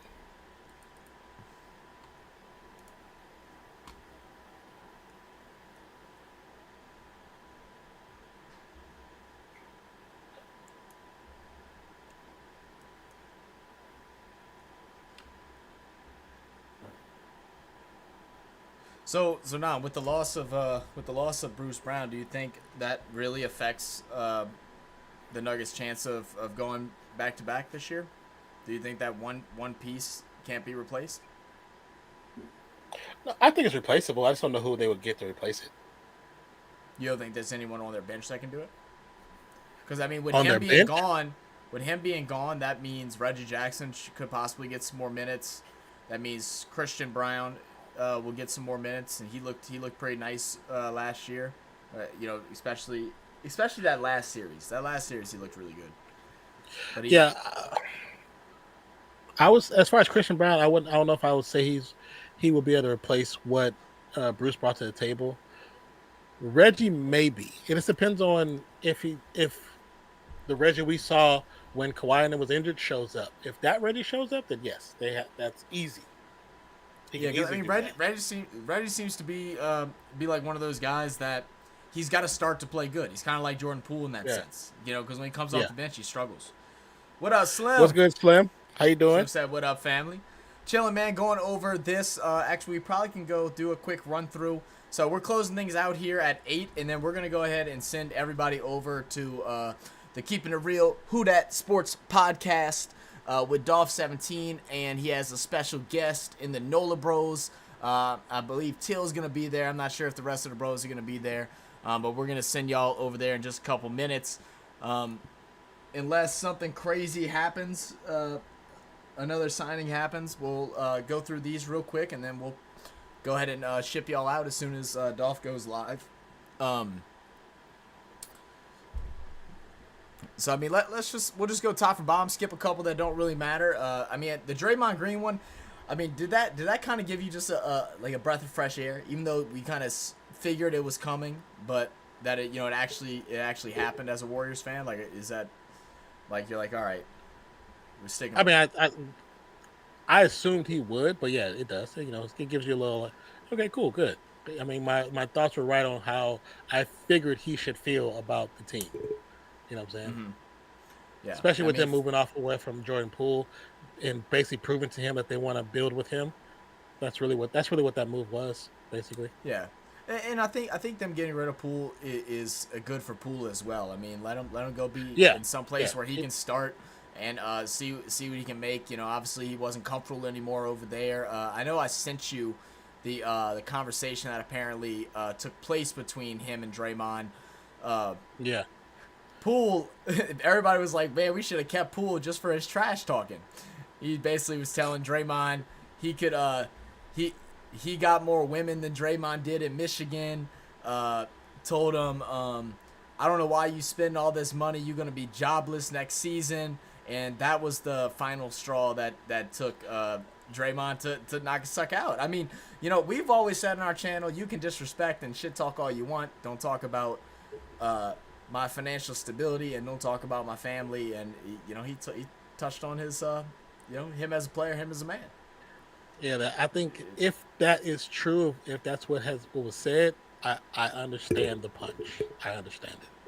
Especially if all that happened the way they said it. I mean, that was a buildup of you just talking shit because you got the one thing we didn't that, get is what that's a new Draymond said in contract. between, and I know Draymond said some stuff in between, so I don't know how off the edge Draymond went either, but yeah. Kobe White re-signing with the Bulls for 3 years, 40 mil. I mean that's cool. Like I said, I mean hopefully they can develop him into a you know, a point guard, you know, between him and white boy. I'm forgetting his dang name now. I don't just remember. My Why brain's am I not forgetting his thinking. name? I think because I'm actually hungry. That's why. So That's why. brain's Yeah, I not feel you. thinking. Yeah. Kyle Kuzma's gonna re-sign with the Wizards. Something we expected for a year. He's gonna get a cool 102 mil. He said, "DC, don't worry, we're gonna turn this ship around." All right, Kyle. Calm down. Drew Eubanks was the first switch of teams. He's gonna sign with Phoenix for 2 years. I never did find how much he got signed for, but he's gonna be over with Phoenix as they try and rebuild their bench and move some different pieces around, especially with you know, Landale on the trading block. We haven't seen anything with him yet. Biyombo also in free agency, so they go and grab Eubanks. I'm surprised, you know, they haven't started making a little look at some more centers, but is what it is. Karis LeVert re-signed with the Cavs. Think that's a great signing. Keita Bates-Diop is going to sign with the Suns. He's a backup center, but he ain't as good as either or Biyombo or Landale, so okay. Damian Lee re-signs for 1 year. Lakers were busy. First acquisition was Taurean Prince. Signed a 1 year, 4.5, and then probably the biggest one of the whole night is Bruce Brown to the Pacers, signing a 2 year, $45 million deal. Nuggets were only willing to offer him, I believe it was, I think it was like 50 mil for 4 years. He's like, nah, I'm gonna go ahead and just make that in 2. Signs with the Pacers. Troy Brown to Timberwolves. Again, I didn't get to see what the deal was for that. Jeremiah Grant re-signed with the Trailblazers for 5 years, 160 mil. Before you finish the one with Jeremy Grant, I've seen somebody's post. It says, "Welcome back, Jeremy. You kind of effed us over financially, so you better play like your last season or better." Goodness. Javon Carter is going to sign with the Bulls. Chimezie Metu to the Suns. George Niang to the Cavaliers, leaving the 76ers, signs a 3 year, 26 mil. I think that's a great piece. Based off of the moves that Cavs have made so far, they want to be a high three-point shooting team. They bring in Niang, who shot 40.1% from 3 last year. You know, there's not many players out there that are shooting in the 40% from 3 range, and Niang also plays some defense. So that's a good signing by the Cavs. Middleton stays with the Bucks. Puerto to the Raptors. Cam Johnson re-signs with the Nets for a contract that I think is crazy. 4 year, 108 mil. I like Cam Johnson, but that's a lot of money for someone they have starting, but realistically is a good backup shooter. Kyrie gets a deal done with the Mavs. They didn't even want him to speak with the Suns. They got it done quick. 3 years, 126 million. Trey Jones to the Spurs is gonna. I think that's a re-sign with the Spurs. 2 year, 20 mil. Gabe Vincent leaving the Heat. Said enough is enough. Got to the finals, couldn't get it done. Vincent looked really good in the finals. Lakers, again, very active in first day of free agency, signing him for 3 years, 33 mil. 11 mil a season, I think, is a steal for Gabe Vincent, in my opinion. Based off of what we saw during the playoffs, I don't think you can beat that. Oh, that's a good pickup for them. Very good pickup. Joe Ingles is gonna sign with the Magic, leaving the Bucks. Signed for 2 years, 22 mil.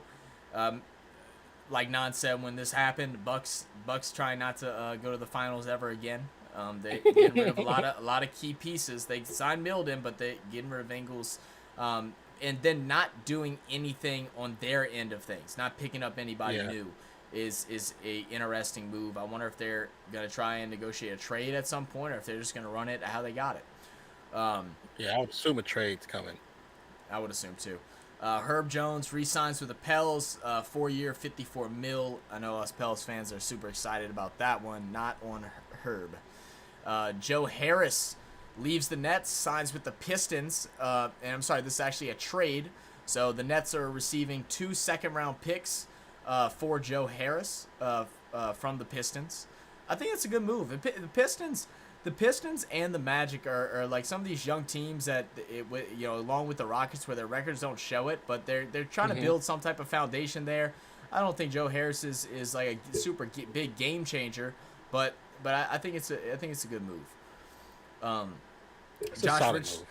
Yeah, Josh Richardson is going to go back to his first team he ever played in the league with Miami for 2 years. Rui Hachimura re-signs with the Lakers, 3 years, $51 million. Kevin Love re-signs with the Heat. Glad they got that done. Utah Watanabe signs with the Suns from the Nets for 1 year. I can't remember what the dollar amount was. Watanabe, thank you. Watanabe. Mm-hmm. Nan said he likes his pick. He's a shooter, plays some defense. I don't know much about his game, but obviously KD knows a little something because he's probably the one that was like, hey, you should grab this kid. I think he could work. We got Alexander Walker signs to the Wolves, 2 years for the re-sign. Reggie Jackson's going to re-sign with the Nuggets, who we're assuming that he's going to get some more playing time now that Bruce Brown is gone, between him and Christian Brown to fill in that spot at the guard position during breaks for the starters. Kristaps Porzingis signed an extension after being traded to the Celtics. He signed a 2-year extension worth $60 million. And then, like y'all was saying in there, Fred VanVleet to the Rockets. I like this one. Fred VanVleet finally out of Canada, coming down to Houston. Signs 3-year, $130 million. Goodness, I mean that's almost as big. Yeah, Fleet in some music videos tomorrow. I'm telling you, bro. I'm telling you. Hey, he ain't playing. And that's 44 inches with some spokes.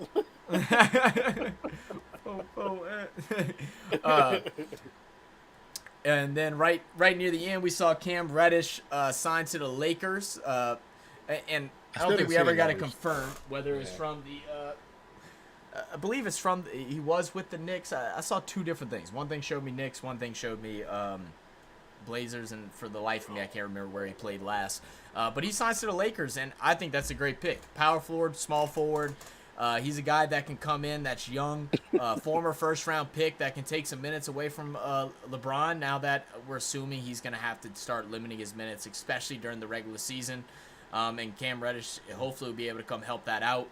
And then Julian Champagny, is that how you say it? Champagny? Yeah, I think Champagny, or I think that's how you say it. That's how I say it. So. Re-signed with the Spurs for a 4-year, $12 million. And yes, what up, 40? LeBron trying to grab everyone. Man, Lakers making moves, man. They're making some moves. Nate also says Joe Ingles getting $22 million for 2 years at 35, while making more than some NRL teams at 35. which is that's a lot. Especially for actually nuts. The age he is. But I mean, he is a pivotal player for the right type of offense. I'm just surprised they allowed that to happen. I'm surprised. Mm-hmm. And let me see if anything else. If you want to look and see, I've been refreshing. I haven't seen anything. Yeah, I've been refreshing. I haven't seen anything. All right, let's see if Dolph is live. We're gonna go ahead and shoot y'all all over to our boy Dolph17. Like I said, from the Keeping It Real Who Dat Sports podcast. Let's see if he's up. The Lakers got like 15 power forwards. Everybody on their team except 3 players are forwards, I think. All right, so they are live. So, Nan, you got anything last to say? Chat, y'all got anything last to say before we send y'all over? Make sure when we send y'all over, y'all spam the chat with RFS Raid. Let them know y'all came from Real Fan Sports, that Zach and Nan sent y'all over. Go show them some love. Hit the like on the video on their stream. Hit the like on our stream. Non, any closing words? Thank you guys for being here. Truly appreciate you, and we'll catch you in the next one. Peace out, y'all. Yes, sir. 40 yes, real sir. quick. Oh, yep. 40 did say something real quick. He said Wolves probably going to the finals now with the Shake Milton trade. He's so stupid. But no, I appreciate you guys. Thank you guys for stopping by, man. Big facts. Big facts. All right, guys. Till next time. Cheers.